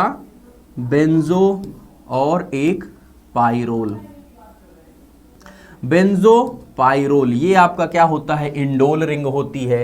क्विनोलिन की बात करोगे तो यहाँ बेंजोपाइरिडीन रिंग होती है। एक बेंजीन रिंग जब फ्यूज्ड होती है एक पिरिडीन रिंग के साथ में, तो ये आपकी हो जाती है क्या? क्विनोलिन। उसके बाद क्या थी? पिरिमिडीन थी। तो पिरिमिडीन रिंग क्या होती है? चलो यहाँ पे ड्रॉ कर देते हैं। पिरिमिडीन मतलब 2 नाइट्रोजन होंगे, डाई नाइट्रोजन कंटेनिंग, ये आपकी होती है पिरिमिडीन रिंग, ठीक है ना? मेटा पोजीशंस पर, एम मींस मेटा पोजीशंस पर। आपसे पूछा गया था कि आइसोमर है क्रोमोन, इसका आइसोमर आप पाओगे। आइसोमर्स क्या होते हैं? जिनका मॉलिक्यूलर फॉर्मूला सेम हो बट स्ट्रक्चर आपके डिफरेंट हो। यहां आप पाते हो कि देखो यहां तो आपके 2 ऑक्सीजन्स हैं, लेकिन यहां हर केस में तो आपके नाइट्रोजन्स आ रहे हैं, है ना? यहां तो नाइट्रोजन्स आ रहे हैं। तो ये कैसे आइसोमर होंगे? तो ये आइसोमर ना तो इसके हो सकते हैं, ना तो इसके, ना तो इसके। अब जरा काउमेरिन्स क्या होते हैं इनको समझ लेते हैं। काउमेरिन्स के केस में क्या होता है? मैं इसको ड्रॉ हटा देता हूं। यहां पे भी देखो, काउमेरिन्स जो होती हैं, काउमेरिन्स का स्ट्रक्चर आपका होता है जहां पे एक बेंजीन, एक ये बेंजीन हो गई, ये फ्यूज्ड होगी आपकी पाइरेन के साथ में, पाइरेन के साथ में, और इसको जरा मैं 1 मिनट, और ये देखो भाई, ये आपका जो स्ट्रक्चर है ऑर्थो पोजीशन पे, ये क्या होता है? ये काउमेरिन्स होती हैं। ये क्या होती हैं? काउमेरिन का स्ट्रक्चर है। तो देखो जरा भी, क्रोमोन का आइसोमर ही तो है आपका ये काउमेरिन जो होता है। सो इसका करेक्ट आंसर क्या हो जाएगा? दैट विल बी डी आपका करेक्ट आंसर यहां पे हो जाएगा। तो डी आंसर आपका करेक्ट है। चलिए यहां देखो, ये आपके क्या है? देखो क्रोमोन्स है जो आपके कहां पे है? पैरा पोजीशंस पर 2 है, और यहां पे आपके क्या है? ऑर्थो पोजीशंस पर है दोनों। नेक्स्ट क्वेश्चन क्या है? बिस्मथ सब कार्बोनेट, जो बिस्मथ सब कार्बोनेट है यह क्या होता है? एंटासिड एंड लैक्सेटिव होता है, एड्सॉर्बेंट एंड एस्ट्रिंजेंट होता है, सलाइन लैक्सेटिव होता है, या फिर डायूरेटिक एंड इलेक्ट्रोलाइट रिप्लेनिशर होता है। तो देखो जो बिस्मथ सब कार्बोनेट है यह आपका इनऑर्गेनिक फार्मास्यूटिकल्स में आएगा, और बिस्मथ सब कार्बोनेट आपका प्रोटेक्टिव एंड एड्सॉर्बेंट्स का यहाँ आपका इसकी प्रॉपर्टीज प्रेजेंट होती हैं। बहुत ही लेस ही सही, एक माइल्ड इसके पास ना एंटासिड प्रॉपर्टीज भी आप कह सकते हो होती हैं, लेकिन जो सबसे बेटर इसका आपका रोल देखने को मिलता है वो होती है इसकी एडजॉर्बेंट प्रॉपर्टीज और आपके प्रोटेक्टिव्स में बेस्ट प्रॉपर्टी। तो यहाँ पे एंटासिड एंड लैक्सेटिव नहीं, ये आपका उतना बेटर एप्रोप्रिएट आंसर यहाँ पे नहीं होगा। एडजॉर्बेंट आपका होता है तो एडजॉर्बेंट एस्ट्रिंजेंट जो है ये आपका करेक्ट हो जाएगा। अगर यहाँ एस्ट्रिंजेंट के अलावा प्रोटेक्टिव्स लिखा हुआ होता तो ये कह सकते कि हाँ यही आंसर तब भी होता, क्योंकि बिस्मथ को आप टॉपिकली अप्लाई करते हो तो किस लिए आपका वह आपका प्रोटेक्टिव्स के जैसे वहां पे यूज किया जाता है। सो आपका बी ऑप्शन यहाँ पे इसका करेक्ट आंसर था, that is adsorbent and astringent, ना ही लैक्सेटिव और ना ही तो इलेक्ट्रोलाइटिक रिप्लेनिशर। सो बिस्मथ सब कार्बोनेट, इसको आप बेसिक बिस्मथ कार्बोनेट भी बोलते हैं। नेक्स्ट क्वेश्चन क्या था, देखो हाइड्रोजन पेरोक्साइड ऐसे इज परफॉर्म्ड बाय, ये आपके टाइट्रेशंस का यहाँ पे क्वेश्चन है, एनालिटिकल केमिस्ट्री से क्वेश्चन आया हुआ है। तो यहाँ आपसे पूछा गया हुआ है कि जो H2O2 है, H2O2 हाइड्रोजन पेरोक्साइड का ऐसे आप कौन से मेथड से यहाँ पे परफॉर्म करते हैं, डायोजोटाइजेशन टाइट्रेशन से करते हैं, न्यूट्रलाइजेशन टाइट्रेशन से करते हैं, यहाँ क्या है नॉन एक्वस टाइट्रेशन है या फिर रिडॉक्स टाइट्रेशन से है। तो देखो जो H2O2 होता है हाइड्रोजन पेरोक्साइड, ये आपका बेसिकली पर मैग्नोमेट्रिक टाइट्रेशन से परफॉर्म किया जाता है, जहां पे क्या होता है इसका आप यूज करते हैं एसिडिक पोटेशियम परमैंगनेट, एसिडिक लेते हैं, ध्यान से समझिए यहाँ एल्कलाइन पोटेशियम परमैंगनेट नहीं लिया जाता है, डाइल्यूट यहाँ पे सल्फ्यूरिक एसिड का यूज करते हैं हम लोग। तो ये क्या होता है जो आपके पोटेशियम परमैंगनेट होता है, आपको पता है वह क्या होता है, उसके अंदर ऑक्सीडाइजिंग प्रॉपर्टीज होती हैं, वह एक अच्छा ऑक्सीडाइजिंग एजेंट होता है।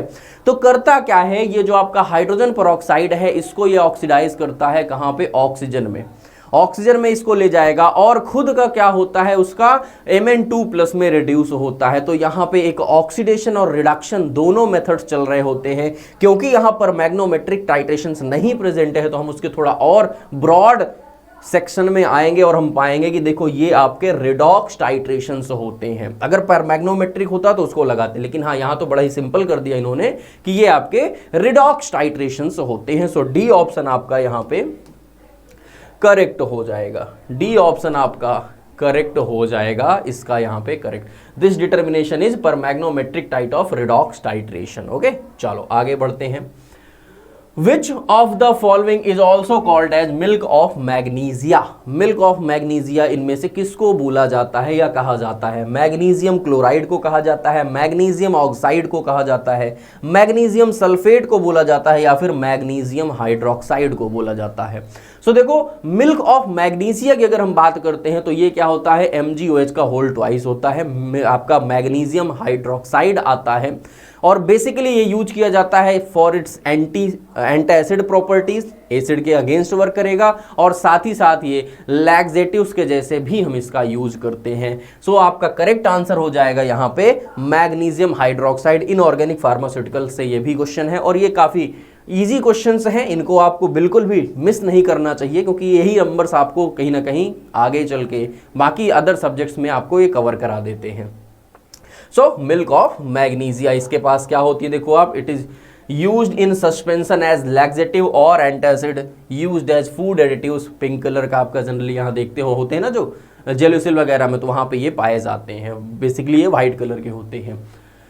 The salt used in the X-ray studies of the gastrointestinal tract is, जो gastrointestinal tract है, GI tract है, उसमें आपका जो बेसिकली यूज किया जाता है कौन सा सॉल्ट होता है। सो देखो जीआई ट्रैक्ट में बेसिकली हम जब क्या करते हैं उसकी एक्सरे इमेजेस निकालते हैं तो एक्सरे इमेजेस को एक बेटर क्लियरिटी लाने के लिए एक कॉन्ट्रास्ट मीडिया की ज़रूरत होती है। तो हम क्या करते हैं इनमें जो ये है लाइक टैंटलम डाइऑक्साइड है, बिस्मथ सब नाइट्राइट है, बेरियम सल्फेट है या फिर थोरियम डाइऑक्साइड है, इनमें से किसी एक सॉल्ट को हम क्या करते हैं आइदर बाई ओरली, अगर हमको क्या करना है upper alimentary canal upper GI tract का आपको इमेजिंग करनी है, या फिर बाई एनिमा ये क्या किया जाता है इंसर्ट किए जाते हैं और वहां पे फिर उसके बाद क्या होती है उनकी हम लोग को इमेजेस निकाली जाती हैं। तो यहां पे आपका जो बेरियम सल्फेट है इसका यहां पे यूज किया जाता है। बहुत बार ये क्वेश्चन आया हुआ है बहुत सारे एग्जामिनेशंस में। बेरियम सल्फेट ये आपका क्या करता है, कॉन्ट्रास्ट मीडिया के तौर पे यूज किया जाता है। और ये क्या करेगा, बेसिकली इसका हम बेरियम मील बोलते हैं। जब ये एनेमा के थ्रू एंटर किया जाता है तो ये क्या होता है, बेरियम मील के नाम से भी जाना जाता है। तो उसको भी आपको ध्यान में रखना है। दैट इज बेरियम सल्फेट को बेरियम मील भी कहते हैं। और ये बेसिकली आपका यूज किया जाएगा एक्सरे इमेजिंग्स में, कई बार इसका यूज किया जाता है एज अ सॉल्ट, ताकि एक कॉन्ट्रास्ट मीडिया वहां पे हमको मिल सके। तो चलो भाई आगे चलते हैं। ये आपकी यहाँ पे इससे रिलेटेड कुछ थ्योरीज हैं। Barium sulphate is made up of 2 components like barium cation Ba2+ cation and SO4-। तो ये आपका क्या हो जाएगा, बेरियम सल्फेट हो जाएगा। चलो नेक्स्ट देखते हैं। It is used as contrast media for X-ray examination of the alimentary tract. Next question देखिए अभी क्या था, the heteroatom present in the phenothiazine. जो फेनोथायाजीन होता है उसमें कौन से हेट्रोएटम्स प्रेजेंट होते हैं, oxygen and nitrogen, oxygen and sulphur, sulphur and nitrogen, nitrogen and nitrogen. तो देखो सिर्फ और सिर्फ आपसे पूछा गया था कि हेट्रोएटम बताओ यहाँ पे कौन सा प्रेजेंट होता है इस रिंग में।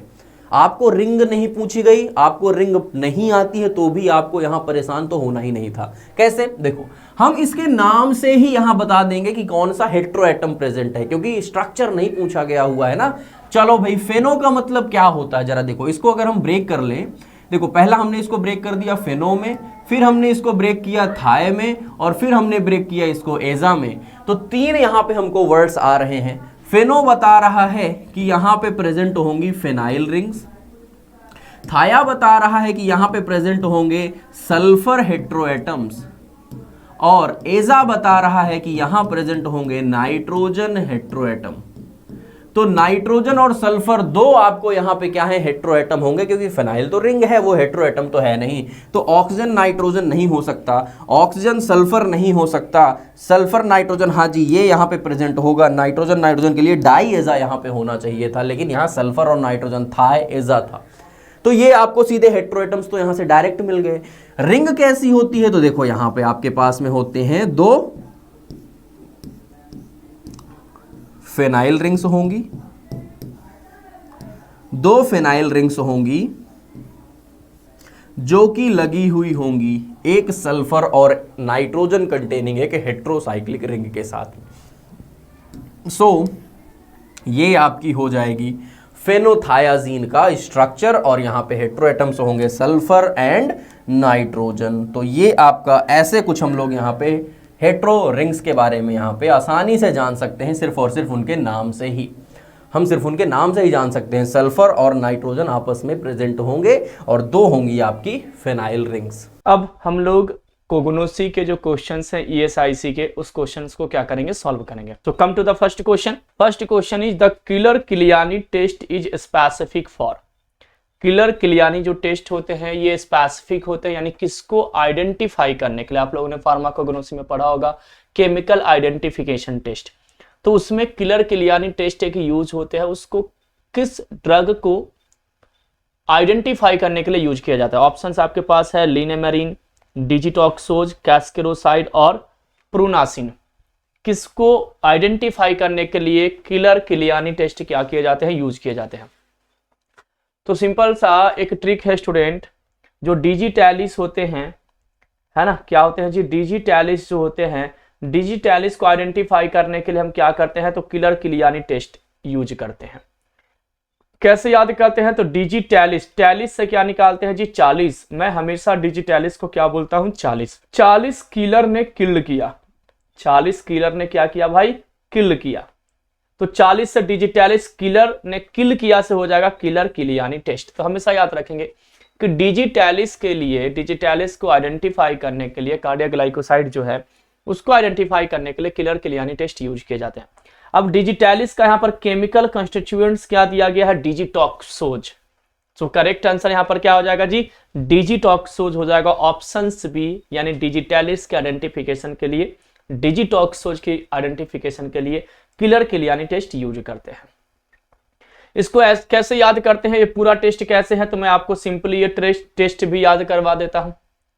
तो 40 यानी डिजिटैलिस की बात हो रही है, तो डिजिटलिस मतलब 40 किलर ने किल किया 70 लोगों को, 70% अल्कोहल, ठीक है ना। कैसे टेस्ट होते हैं, तो 70% अल्कोहल लिए जाते हैं। 70 लोगों को कैसे किल किया भाई, तो वाटर प्लस लीड एसीटेट, यानी पानी में लीड मिला करके, ठीक है ना, पानी में लीड मिला करके। कल होकर के ये बात पूरे एशिया में फैल गई, यानी एसिटिक एसिड, इसमें हमने क्या ऐड किया भाई, एसिटिक एसिड, ठीक है ना। और अच्छा ग्लेशियल एसिटिक एसिड, क्या ऐड करते हैं, ग्लेशियल एसिटिक एसिड।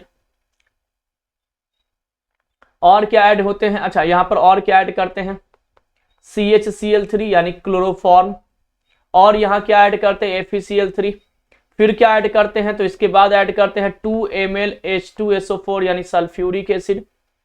देन कैसा कलर आता है जी, पर्पलिश ब्राउन, रेडिश कलर है ना,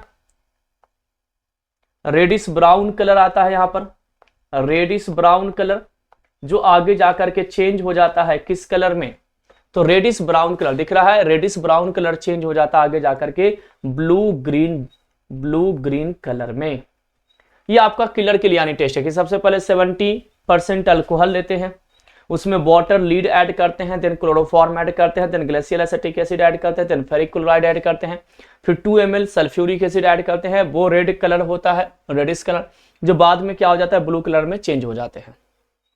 यही देखिए आपका टेस्ट होगा। 70% अल्कोहल यूज किए, जो फिल्टर्ड हुआ उसमें हमने क्या ऐड किया, लीड एसीटेट और वाटर ऐड किए, फिर उसमें क्या ऐड किया, क्लोरोफॉर्म। उसके बाद क्या करते हैं, इसमें ग्लेशियल एसिटिक एसिड ऐड किए और FeCl3 ऐड किए, दिख रहा है आपको, यहां पर 70% अल्कोहल, यहां वाटर, यहां लीड एसीटेट, यहां chloroform, then glacial acetic acid, FeCl3, then 2 ml concentrated H2SO4। और उसके बाद हमें कलर कैसा मिलता है, रेडिश ब्राउन, और कैसा कलर मिलता है, ब्लूइश ग्रीन कलर। ये इंडिकेट करता है कि इसमें क्या प्रेजेंट है, डिजिटॉक्सोज प्रेजेंट है। ये किलर किलियानी टेस्ट है। ये कौन सा टेस्ट है student, Keller Killiani test. Sir कैसे आपने याद किया, इसको कैसे याद करेंगे, तो सिंपल सा एक ट्रिक्स में दे रहा हूं कि 40 किलर ने किल किया 70 लोगों को। 70 लोग मतलब अल्कोहल, अल्कोहल कौन पीते हैं, लोग पीते हैं। 70% अल्कोहल कैसे भाई, तो पानी में क्या मिला दिया था, लीड मिला दिया था और उसको पिला दिया था, जिससे क्या हो गया, मर गया था। कल होकर के ये न्यूज, कल मतलब CHCl3, क्लोरोफॉर्म के लिए हम कौन सा वर्ड यूज करेंगे, कल होकर के ये न्यूज पूरे एशिया में फैल गया, एशिया से एसिटिक एसिड, और फैल गया, फैलना से क्या हो जाएगा भाई, FeCl3। 2 साल बाद sulphuric acid, 2 ml sulphuric acid, उसे रंगे हाथों पकड़ा गया, रंगे हाथ मतलब रेडिश ब्राउन कलर, और उसको ब्लू ग्रीन जेल में बंद कर दिया गया। हो गया किलर के लिए यानी टेस्ट। तो निमोनिक्स देखिए, निमोनिक्स अगर हमें याद है तो केमिकल टेस्ट वहां पर क्या हो जाएंगे स्टूडेंट, सॉल्व हो जाएंगे इजीली। ये मैंने आपको क्या दिया, निमोनिक्स दिया। किलर के लिए यानी टेस्ट, तो किलर के लिए यानी टेस्ट तो किसके लिए है, डिजिटलिस के लिए। 70% अल्कोहल, लीड एसीटेट, वाटर, अपना सब ऐड करके हमने क्या किया, टेस्ट किया। Come to the next question, senna belong to the family, senna किस फैमिली से बिलोंग करती है। ऑप्शंस आपके सामने है, बर्सेरेसी, रामनेसी, लेगुमिनेसी, स्क्रोफ्लडिएसी। सेना एक्चुअली क्या है जी, तो सेना सर ग्लाइकोसाइड है, ठीक है। और ये सेना जो है लेगुमिनेसी फैमिली से बिलोंग करती है। करेक्ट आंसर यहां पर क्या है, लेगुमिनेसी। तो सेना कौन सी फैमिली से बिलोंग करती है सर, लेगुमिनोसी। कैसे याद करेंगे, तो देखिए हम पूरे लेगुमिनेसी को एक ही साथ याद करवा देता हूं मैं। लेगुमिनोसी फैमिली किसकी भाई, ग्लाइकोसाइड की, केवल ग्लाइकोसाइड की, ऐसा नहीं कि सारे लेगुमिनेसी की बात है, नहीं, केवल ग्लाइकोसाइड। तो ग्लाइकोसाइड में लेगुमिनेसी किस किस ड्रग की होती है, तो लेगुमिनेसी फैमिली के अंदर में होती है सेना, लिक्योराइस,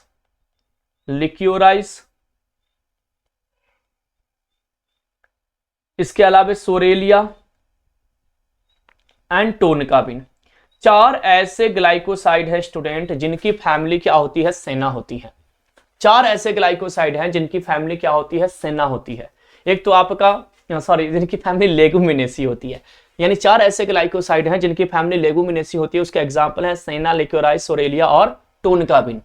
कैसे याद करेंगे, तो लेग मजबूत करना हो, लेग मतलब लेगुमिनेसी, तो लेग मजबूत करना हो तो सेना में भर्ती हो जाओ। ब्रेटली की तरह रनिंग करो। ब्रेटली मतलब जो बॉलर था, ली मतलब लिक्योराइज। लोग तुम्हें देखकर शोर करेंगे, शोर से सोरेलिया, और तुम पे टोन छोड़ेंगे यानी कमेंट करेंगे, टोन से टोन का भी कंप्लीट हो गया।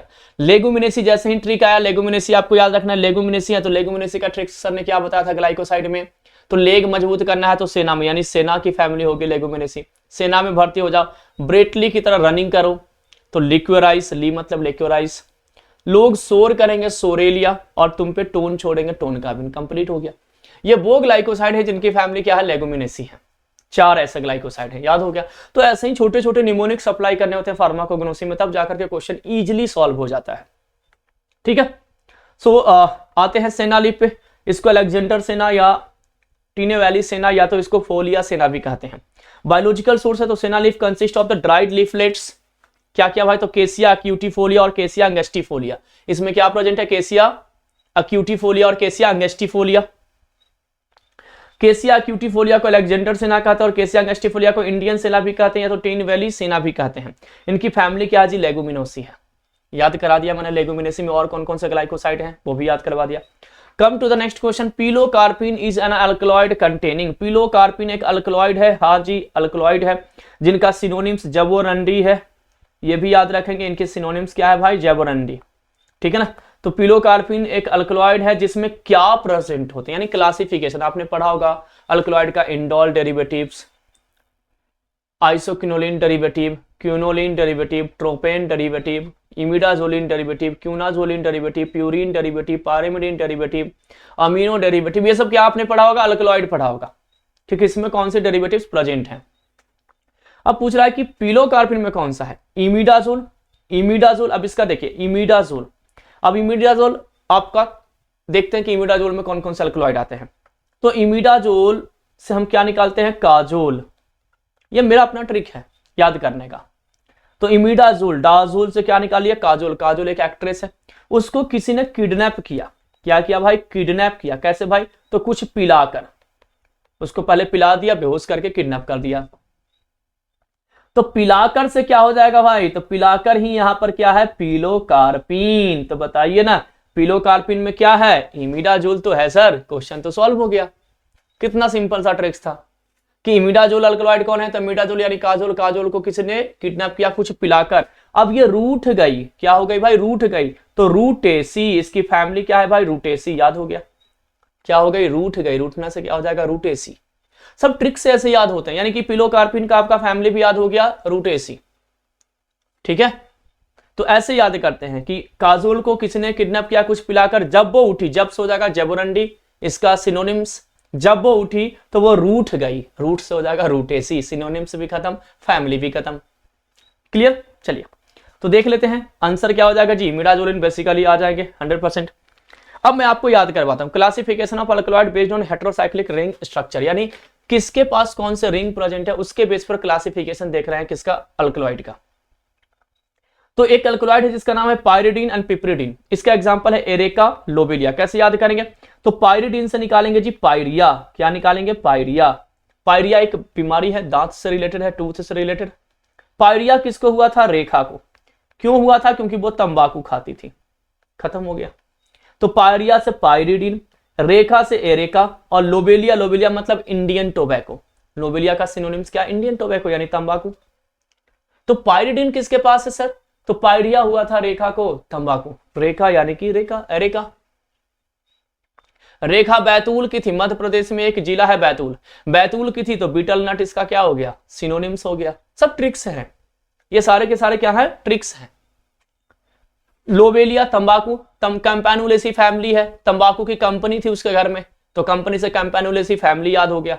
ऐसे याद किए जाते हैं, ऐसे आपको पढ़ने होते हैं, तब जाकर के कॉम्पिटिटिव एग्जामिनेशन में क्वेश्चन 100% सॉल्व होते हैं। अब आते हैं यहां पर सेकंड क्या दिया गया है, इमिडाजोल। अभी याद करवाया, इमिडाजोल यानी काजोल को किडनैप किया किसी ने कुछ पिलाकर, पिलोकार्पस खत्म हो गया। ट्रोपेन, ट्रोपेन से क्या निकालेंगे, टोपी। टोपी काका, टोपी काका बड़े ही सड़ू हैं। टोपी काका, काका से क्या हो जाएगा, कोका। बड़े, बड़े से क्या हो जाएगा जी, बेलाडोना और धतूरा। बड़े से क्या हो जाएगा, बेलाडोना एंड धतूरा हो जाएगा। क्लियर, बड़े ही सड़ू हैं। हायोसिमस यहां पर हो जाएगा, और स्ट्रामोनियम, स्ट्रामोनियम यहां पर आ जाएगा एक। नहीं दिया गया, याद कर लेंगे। स्ट्रामोनियम भी इसी में आएगा और दुबोसिया भी आएगा। तो बड़े ही सड़ू हैं, सड़ू से हो जाता है स्ट्रामोनियम और दुबोसिया। ठीक है, नेक्स्ट क्या है जी, प्यूरिन। प्यूरिन देखिए किस किस में प्यूरिन प्रेजेंट है, तो कैसे याद करेंगे, प्यूरिन से निकालेंगे पूरी, प्यूरिन से क्या निकालेंगे, पूरी। कैसे याद करेंगे, तो पूरी खाए और क्या पिए भाई, चाय कॉफी और कोका कोला। पूरी खा के क्या पिए भाई, चाय कॉफी और कोका कोला। क्लियर हो गया, पूरी यानी कि प्यूरिन, तो पूरी खाए और क्या पिए भाई, चाय कॉफी और कोका कोला। कंप्लीट हो गया। अब आते हैं क्यूनोलिन। क्यूनोलिन में क्या है भाई, तो एक क्वीन थी, क्यूनोलिन से क्या निकालेंगे, क्वीन, क्वीन मतलब रानी। एक क्वीन थी जो सनकी थी यानी पागल थी, सनकी से सिनकोना, तो उसको कहां बंद कर दिया गया, कैंप में। कैंप से कैंप्टोथिका, यानी क्यूलोनिन डेरिवेटिव कौन से हैं, तो सिनकोना और कैंप्टोथिका। कैसे याद करेंगे, तो एक क्वीन थी यानी क्यूनोलिन, सनकी थी सिनकोना, कहां रखा गया, कैंप में, कैंप्टोथिका। कंप्लीट हो गया। देखो कितने निमोनिक्स, छोटे छोटे निमोनिक्स आपको क्वेश्चन सॉल्व करवाएंगे, क्योंकि आपके सामने 4 ऑप्शंस रहते हैं। ट्रिक्स याद है तो आराम से सॉल्व हो जाएगा। स्टेरॉइडल, यहां पर टी साइलेंट करते हैं तो क्या हो जाएगा, स्टेरॉइडल। तो वो स्टेरॉइडल से क्या निकालते हैं, शेर। ट्रिक के लिए शेर याद करते हैं। तो शेर का शिकार करने कौन गई, रुचि। रुचि से क्या हो जाएगा जी, कुरुचि। शेर का शिकार करने कौन गई, रुचि। रुचि से क्या हो जाएगा, कुरुचि। क्या से कैसे गई भाई, तो विराट जंगल में। विराट से क्या हो जाएगा, तो विराट से हो जाएगा विराट्रम। तो शेर का शिकार करने गई रुचि विराट जंगल में। क्या चीज से गई, अश्व। अश्व मतलब घोड़ा, अश्व से हो जाएगा अश्वगंधा। तो शेर का शिकार करने गई रुचि, तो शेर से स्टेरॉइडल, रुचि से हो जाएगा कुरुचि। विराट जंगल में विराट्रम, अश्व पे यानी घोड़े पे, अश्व मतलब अश्वगंधा। याद हो जाएगा, कर लोगे।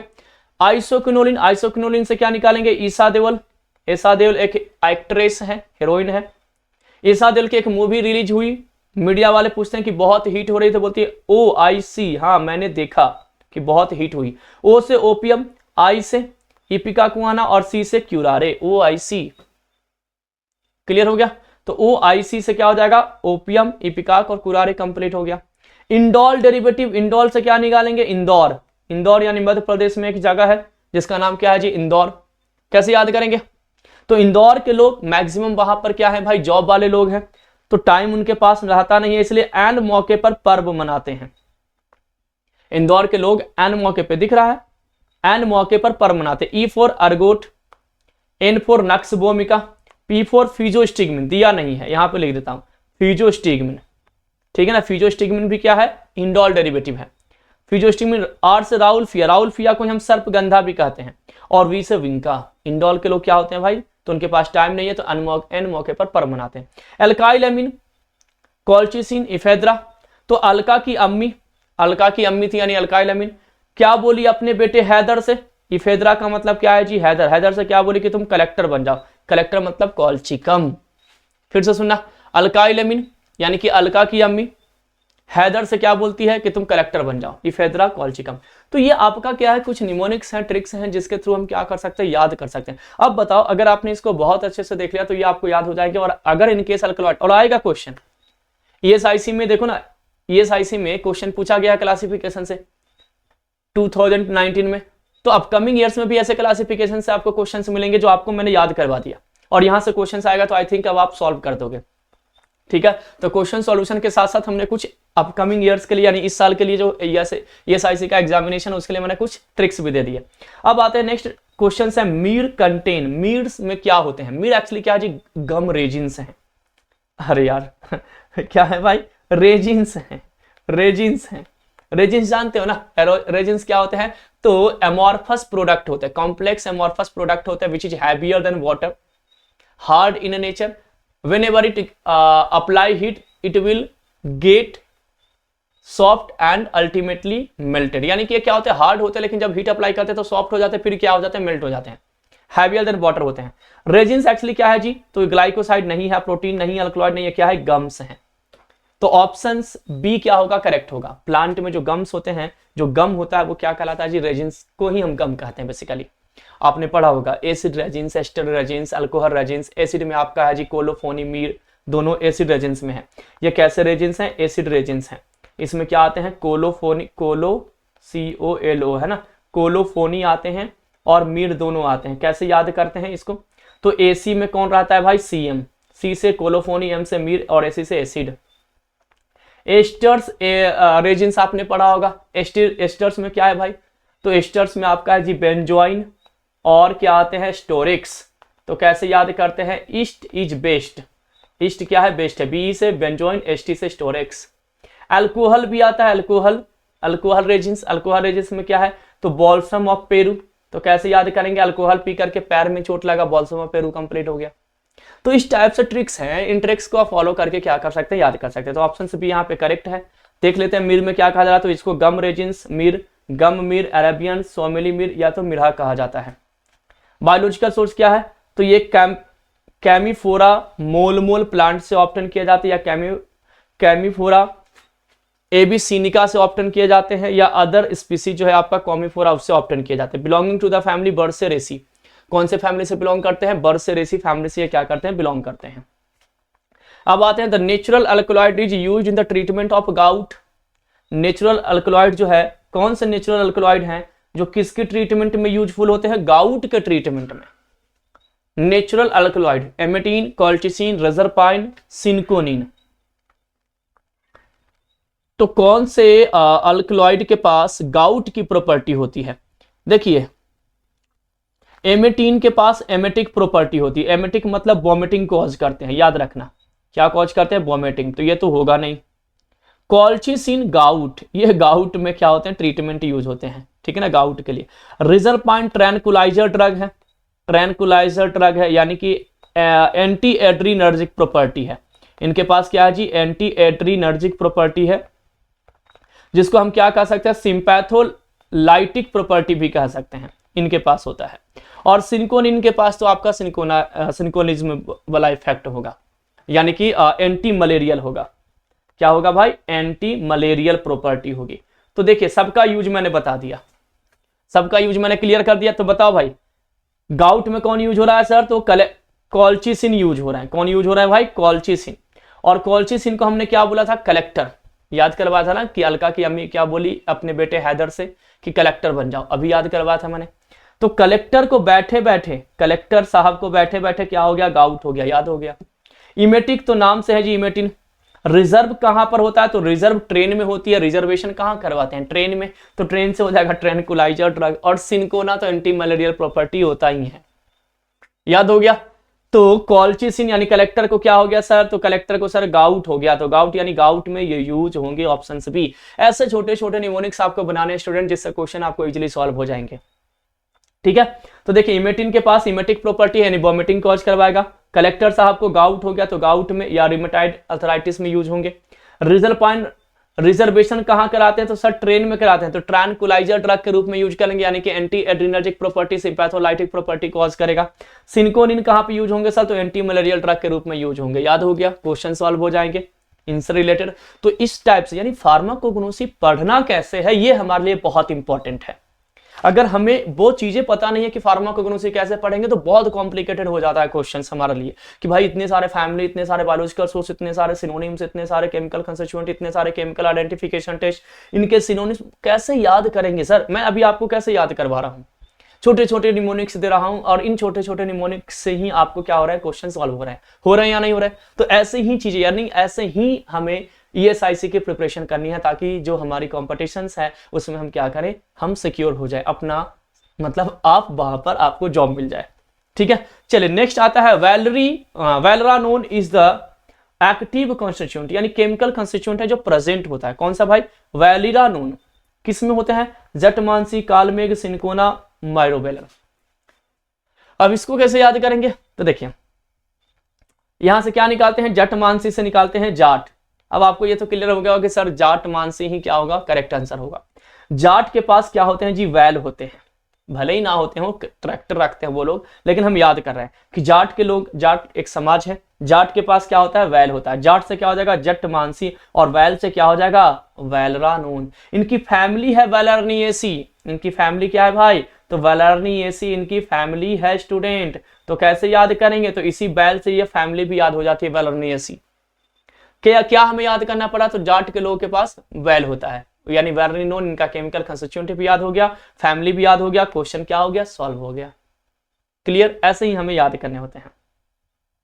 तो ये आपका ऑप्शन ए यहाँ पर क्या होगा जी, करेक्ट आंसर होगा। अभी मैंने जस्ट आपको क्लियर किया।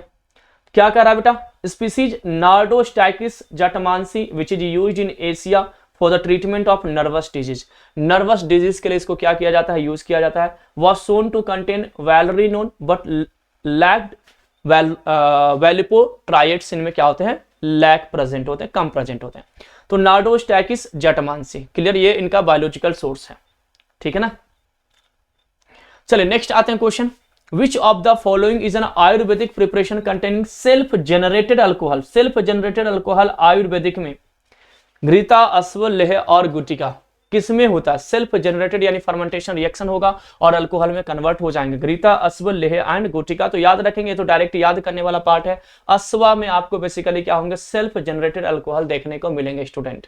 सो ऑप्शन बी यहां पर क्या होगा, करेक्ट आंसर होगा। क्या होगा correct answer, option B.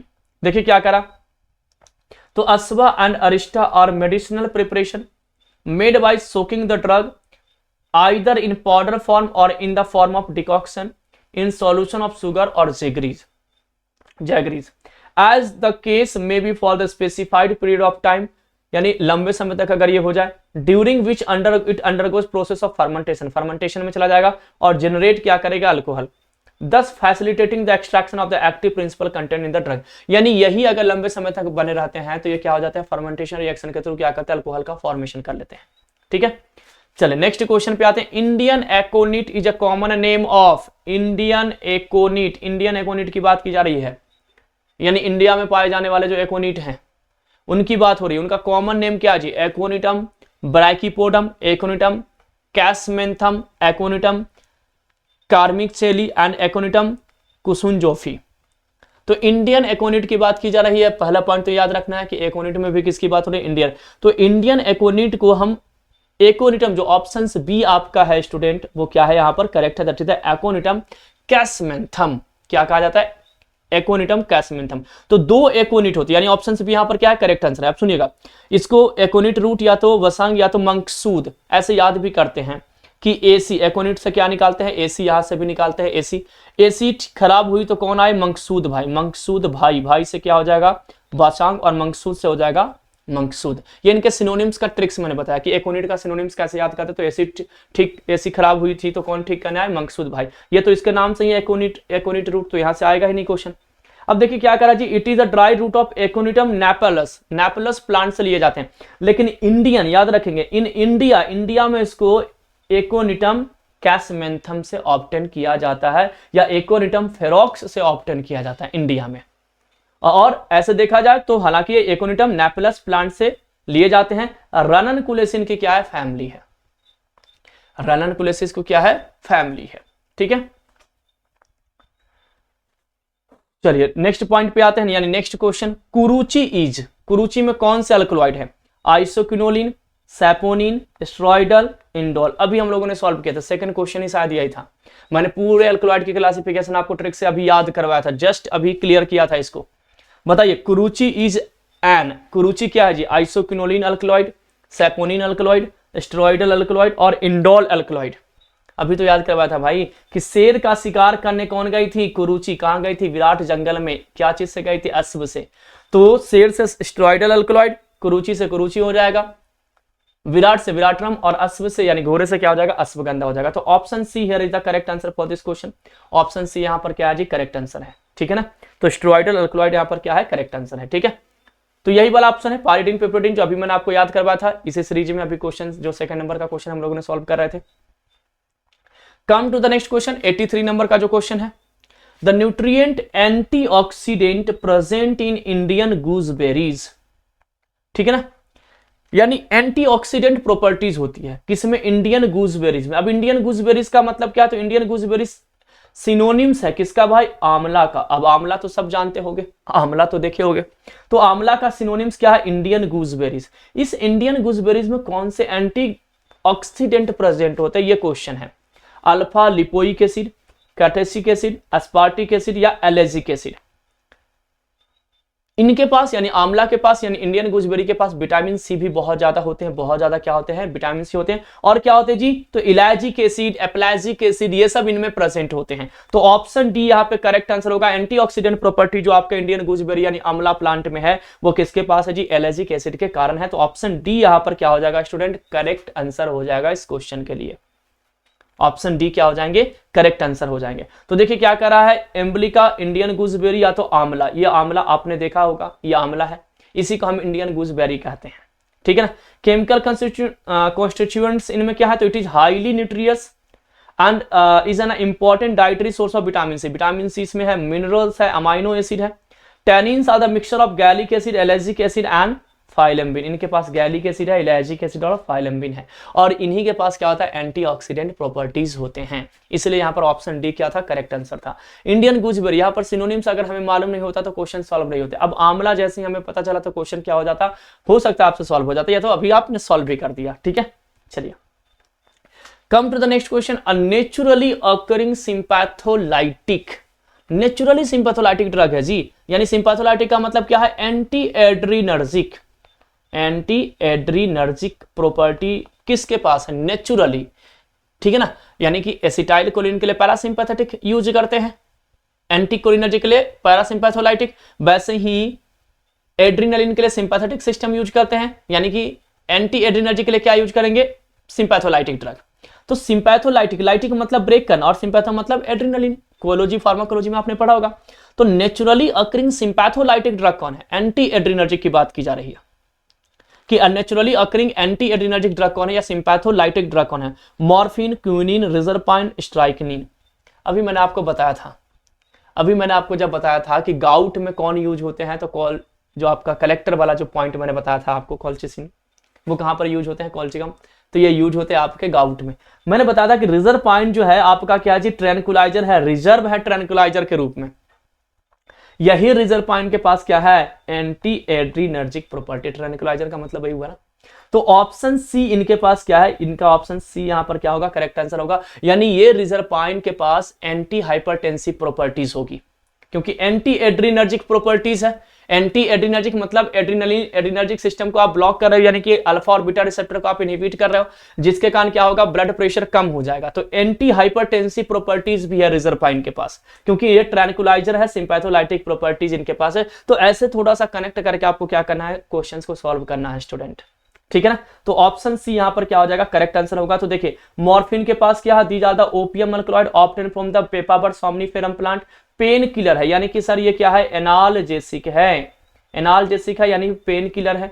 Antitussive properties भी होती है किसके पास, कोडीन के पास, कोडीन के पास क्या है, एंटीटसिव प्रॉपर्टी है। एंटीटसिव मतलब कफ के लिए, ड्रग्स फॉर कफ यूज होते हैं। कोडीन कहां पे यूज होगा, तो कोडीन का यूज है drugs for cough, for cough, cough में यूज होगा। एंटीटसिव ड्रग कहां पर होता है, कफ में यूज होते हैं।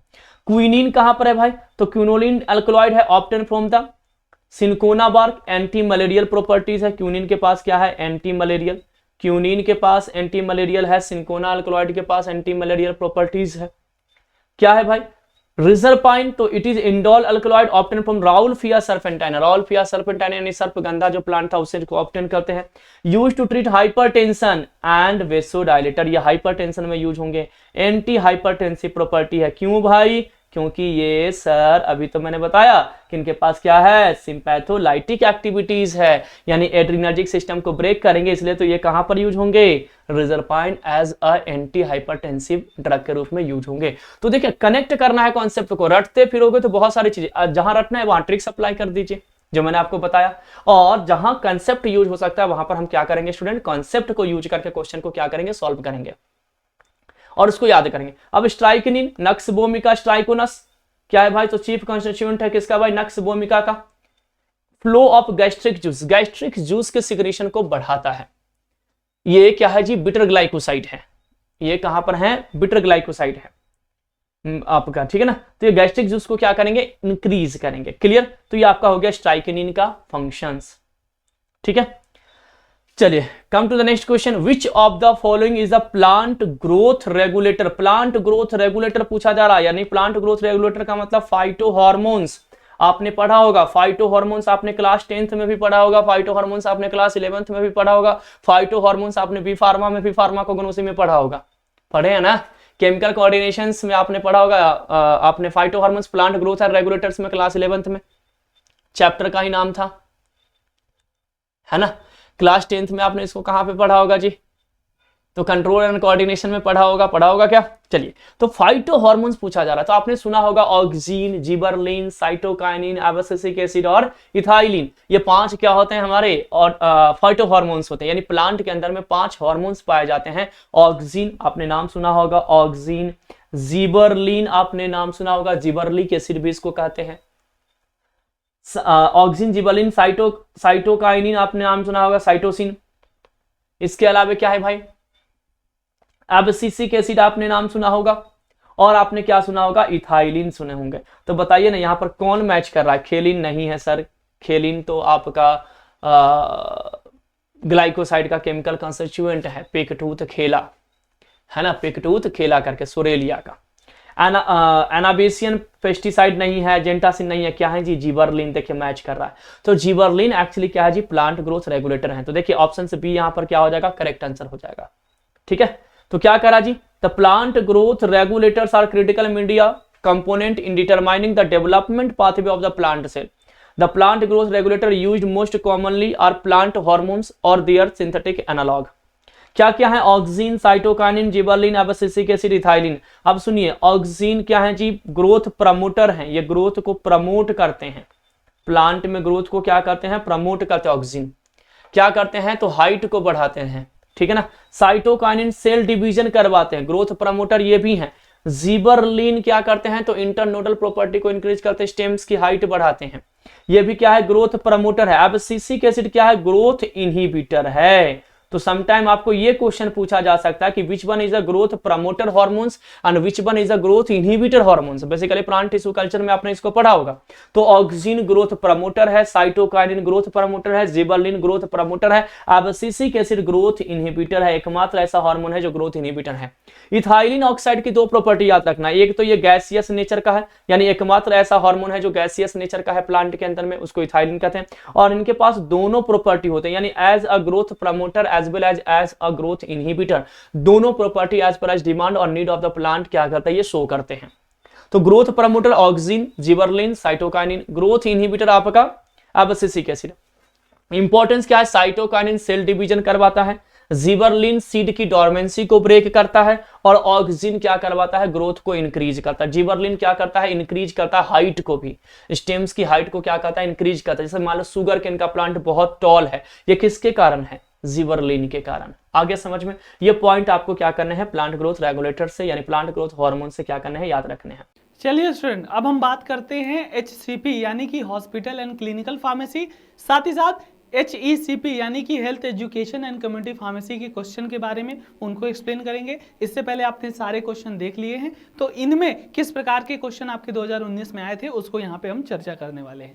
चलिए, पहला क्वेश्चन है हॉस्पिटल एंड क्लिनिकल फार्मेसी से क्या पूछा गया है, hemostatic forceps are also known है। जी हाँ, जो हीमोस्टैटिक फोर्सेप होता है ड्यूरिंग द ऑपरेशन थिएटर, कुछ ऐसे कैची नुमा होता है ना, वो आपका और क्या कहलाता है, आर्टरी फोर्सेप कहलाएगा, स्वैब होल्डिंग फोर्सेप कहलाएगा, या मोयनिहांस फोर्सेप कहलाएगा, या फिर ऑर्डिनरी फोर्सेप कहलाएगा। क्या कहलाएगा जो आपका फोर्सेप होता है ड्यूरिंग द ऑपरेशन, इसे हम क्या बोलेंगे। तो आपका ESIC 2019 का क्वेश्चन है, राइट आंसर इसका होने वाला है, ये आपका कहलाता है आर्टरी फोर्सेप। जी हाँ, आर्टरी फोर्सेप बोला जाएगा। जो आपके ऑपरेशन के दौरान ये फोर्सेप जो ब्लीडिंग को रोकने के लिए होता है, जो आर्टरी पे ये आपका लगाया जाता है, इसीलिए हम हीमोस्टैटिक फोर्सेप को और क्या बोलते हैं, आर्टरी फोर्सेप। कुछ इस तरीके से इसका फिगर देख सकते हो आप। ये मेनली आर्टरी फोर्सेप कहलाता है, एक सर्जिकल टूल होता है जो कि ब्लीडिंग को कंट्रोल करने के लिए यूज किया जाता है, क्लैंप किया जाता है और ब्लड वेसल को होल्ड करता है। जब आपका ब्लड वेसल या आर्टरी वगैरह को काटी जाती है ना ऑपरेशन के दौरान, तो उससे ये आपका रिलेटेड हो गया। क्लियर है, ऐसे क्वेश्चन आपके आने वाले हैं। अगला क्वेश्चन क्या पूछा गया था उसी में HCP से, which of the following is an important document of the hospital containing a collective list of drug. जी हाँ, ऐसा हॉस्पिटल का कौन सा डॉक्यूमेंट है जो कि कलेक्टिव लिस्ट ऑफ ड्रग रखता है, उसमें ड्रग की कलेक्टिव लिस्ट रहती है, ऐसा कौन सा डॉक्यूमेंट होगा। फार्माकोपिया होता है, या फिर हॉस्पिटल का रजिस्टर्ड होगा, या फिर ड्रग इंफॉर्मेशन बुलेटिन होता है, या फिर हॉस्पिटल फॉर्मूलरी होती है। तो भैया जो कंप्लीट ड्रग का लिस्ट किसी भी हॉस्पिटल में रखता है वो बुक, वो डॉक्यूमेंट क्या कहलाएगी? हॉस्पिटल फॉर्मूलरी कहलाएगी। ध्यान रखिएगा, हॉस्पिटल फॉर्मूलरी कहलाएगी। क्या होता है? एक लिस्ट ऑफ मेडिकेशन होता है जो कि आपके हॉस्पिटल में अवेलेबल रहती हैं और हेल्थ सिस्टम यानी हेल्थ केयर में यूज की जाती हैं। उन मेडिकेशन या मेडिसिन का लिस्ट होता है जिसमें आपका doses form, strength, package size, everything हमारा ड्रग से रिलेटेड, मेडिसिन से रिलेटेड इसमें क्या होता है? लिस्ट में प्रिपेयर होता है या इस हॉस्पिटल फॉर्मूलरी में लिखा हुआ होता है। क्लियर है? 2 क्वेश्चन तो इसके थे। अब आपके 2019 में HECP से टोटल 12-13 क्वेश्चन थे। Health education and community pharmacy, ये भी इंपॉर्टेंट है, इसको भी हम ध्यान देंगे। चलिए देख लेते हैं पहला क्वेश्चन इसमें क्या था। पूछा गया है the study of arthropods of medicinal importance is termed as. जी हाँ, स्टडी ऑफ आर्थ्रोपॉड्स। आर्थ्रोपॉड्स क्या होते हैं? जो आपके रिकेट्स वगैरह या छोटे मोटे जो कीड़े मकोड़े होते हैं ना, कीड़े मकोड़े कह लीजिए, या आपके जो इंसेक्ट वगैरह होते हैं ना, इंसेक्ट वगैरह है ना, इंसेक्ट वगैरह की जो स्टडी होती है उसे हम मेडिकल टर्म में क्या बोलते हैं? क्या बोलते हैं इंसेक्ट की स्टडी? मेडिकल एंटोमोलॉजी बोलेंगे, या फिर मेडिकल हर्पेटोलॉजी बोलेंगे, या फिर मेडिकल हर्बोलॉजी बोलेंगे, या फिर मेडिकल ऑर्निटोहॉर्म बोलेंगे। क्या बोलेंगे? तो यहाँ पे इसका राइट आंसर किसकी बात हो रही है? आर्थ्रोपॉड्स की स्टडी मेडिकल टर्म में क्या कहलाएगी? तो ध्यान दे दीजिए, एंटोमोलॉजी कहलाएगी, मेडिकल एंटोमोलॉजी।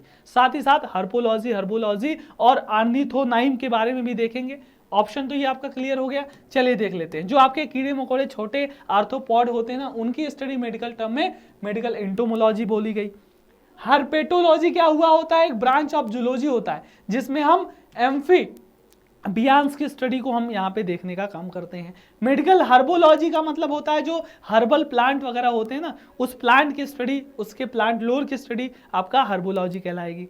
मेडिकल ऑर्निथोइनिम क्या बोलते हैं? ये भी जूलॉजी का ब्रांच होता है जिसमें हम बर्ड्स वगैरह की स्टडी से डील करते हैं। तो बर्ड्स वगैरह की स्टडी आपका ऑर्निथोइम कहलाएगा। तो ये सारे एक्सप्लेनेशन भी याद कर लीजिए, इन एक्सप्लेनेशन से भी क्वेश्चन आपके पूछे जा सकते हैं। क्लियर है?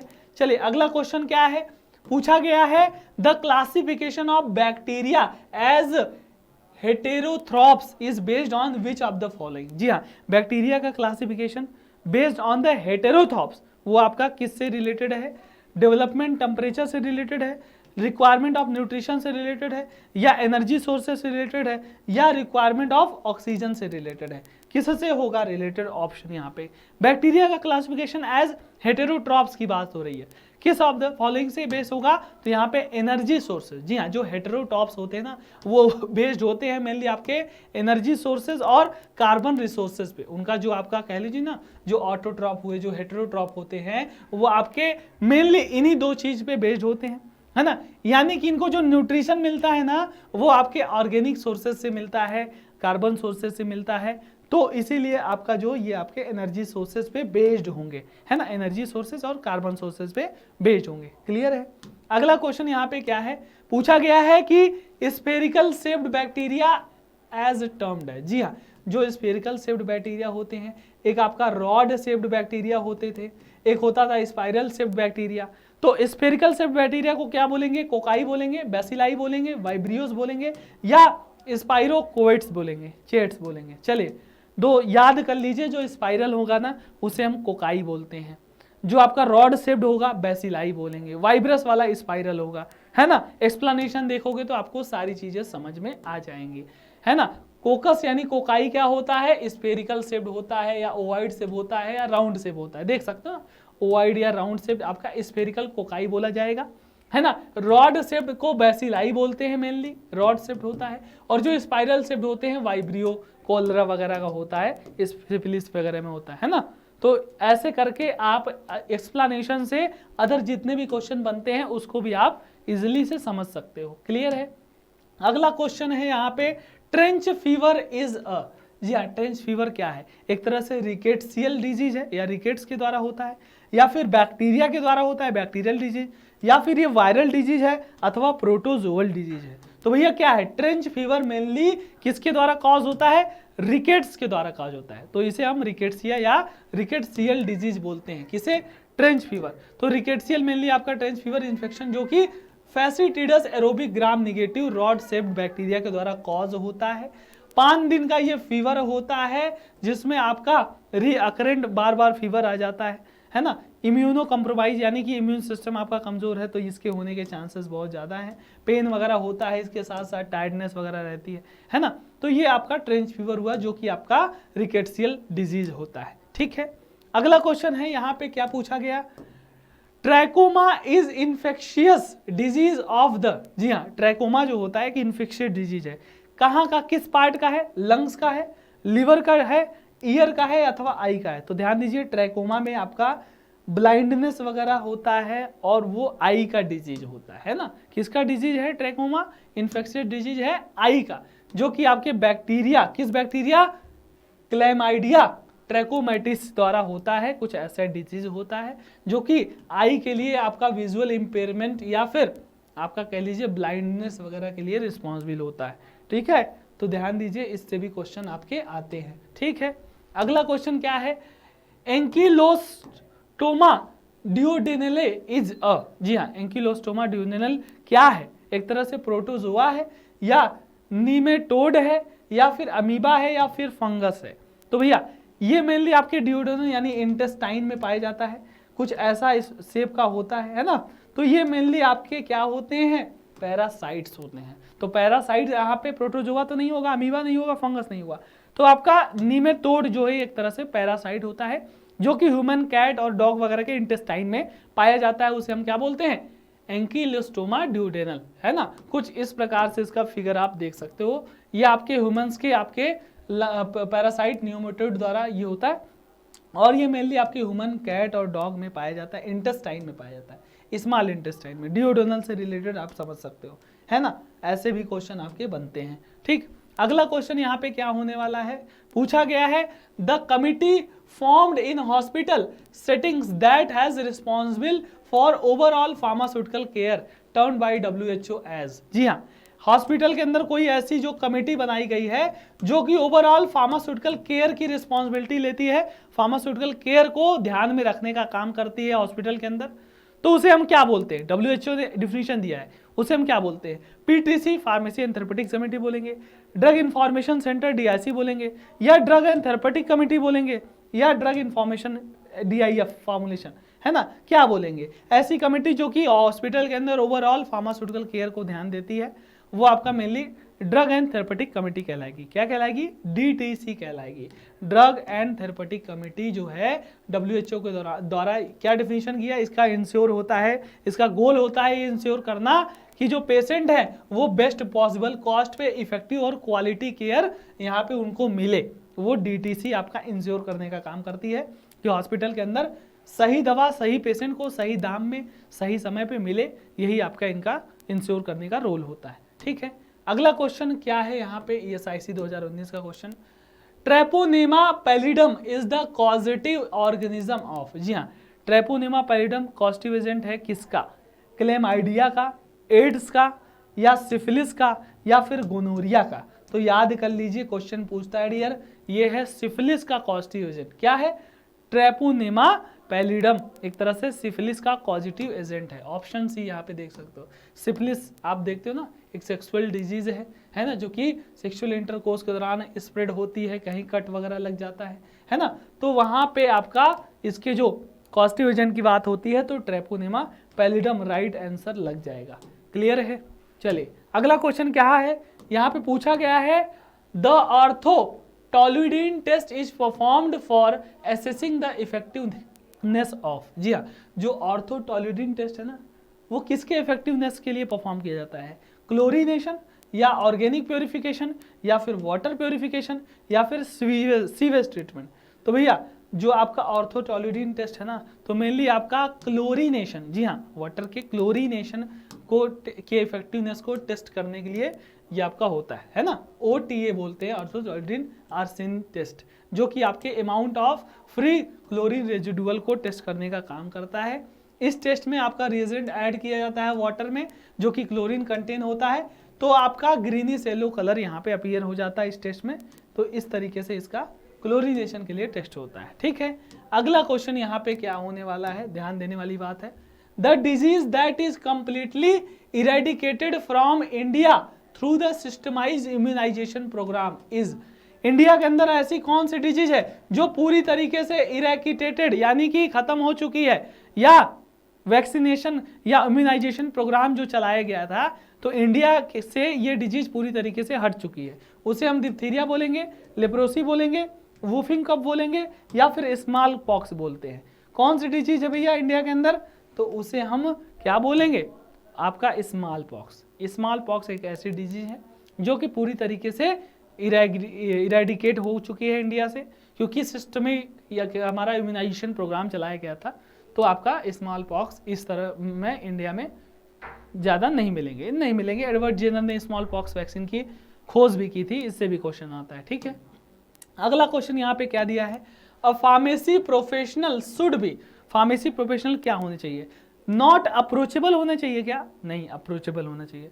अनअवेलेबल होना चाहिए क्या, नहीं ऑलवेज अवेलेबल होना चाहिए। इनकैपेबल होना चाहिए क्या, थिंकिंग में, नहीं कैपेबल होना चाहिए।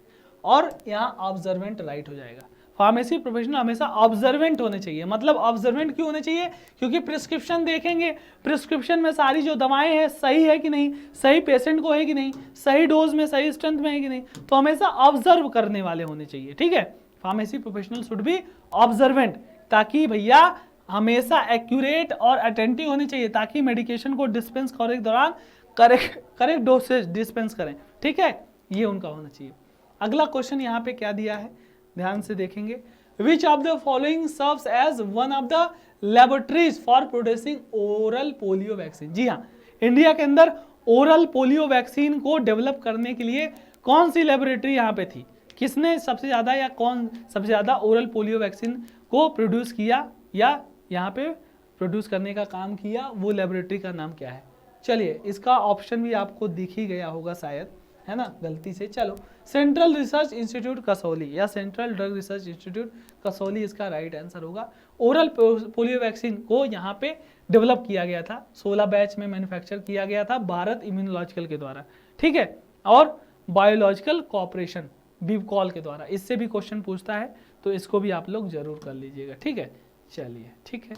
अगला क्वेश्चन यहाँ पे क्या होने वाला है, लास्ट इस 2019 का पूछा गया है, both snail and crab are vector of which of the following disease. जी हाँ, किस डिजीज में स्नेल और क्रैब एज अ वेक्टर का काम करते हैं, है ना। यहाँ पे है सिस्टोसोमियासिस या सिमनेसिस या पैरागोनीमियासिस या इंसेफेलाइटिस। तो भैया क्रैब और स्नेल की बात की जा रही है, जो कि एज ए वेक्टर होते हैं आपके पैरागोनीमियासिस वाले डिजीज में। ठीक है, पैरागोनीमियासिस में स्नेल एंड क्रैब स्पीसीज हमारी एज ए वेक्टर का काम करती हैं उस डिजीज को कॉज करवाने का। ठीक है, तो ये आपके थे टोटल 100 क्वेश्चन ESIC फार्मासिस्ट 2019 के पेपर से। इस सारे क्वेश्चन सारे सब्जेक्ट को आप लोग एनालाइज कीजिएगा, ताकि आपको पता लग सके किस क्वेश्चन या किस सब्जेक्ट से किस प्रकार के क्वेश्चन बनते हैं। एक्सप्लेनेशन को भी ध्यान दीजिएगा, ताकि आने वाले ESIC एग्जाम में आपकी तैयारी अच्छी हो सके और आप अपना एक सीट ग्रैब कर सको। चलिए मिलते हैं किसी अगले वीडियो में, तब तक के लिए जुड़े रहिए, लाइक शेयर सब्सक्राइब भी कर दीजिएगा, वीडियो को औरों तक जरूर शेयर कीजिए। Thank you so much, all the very best.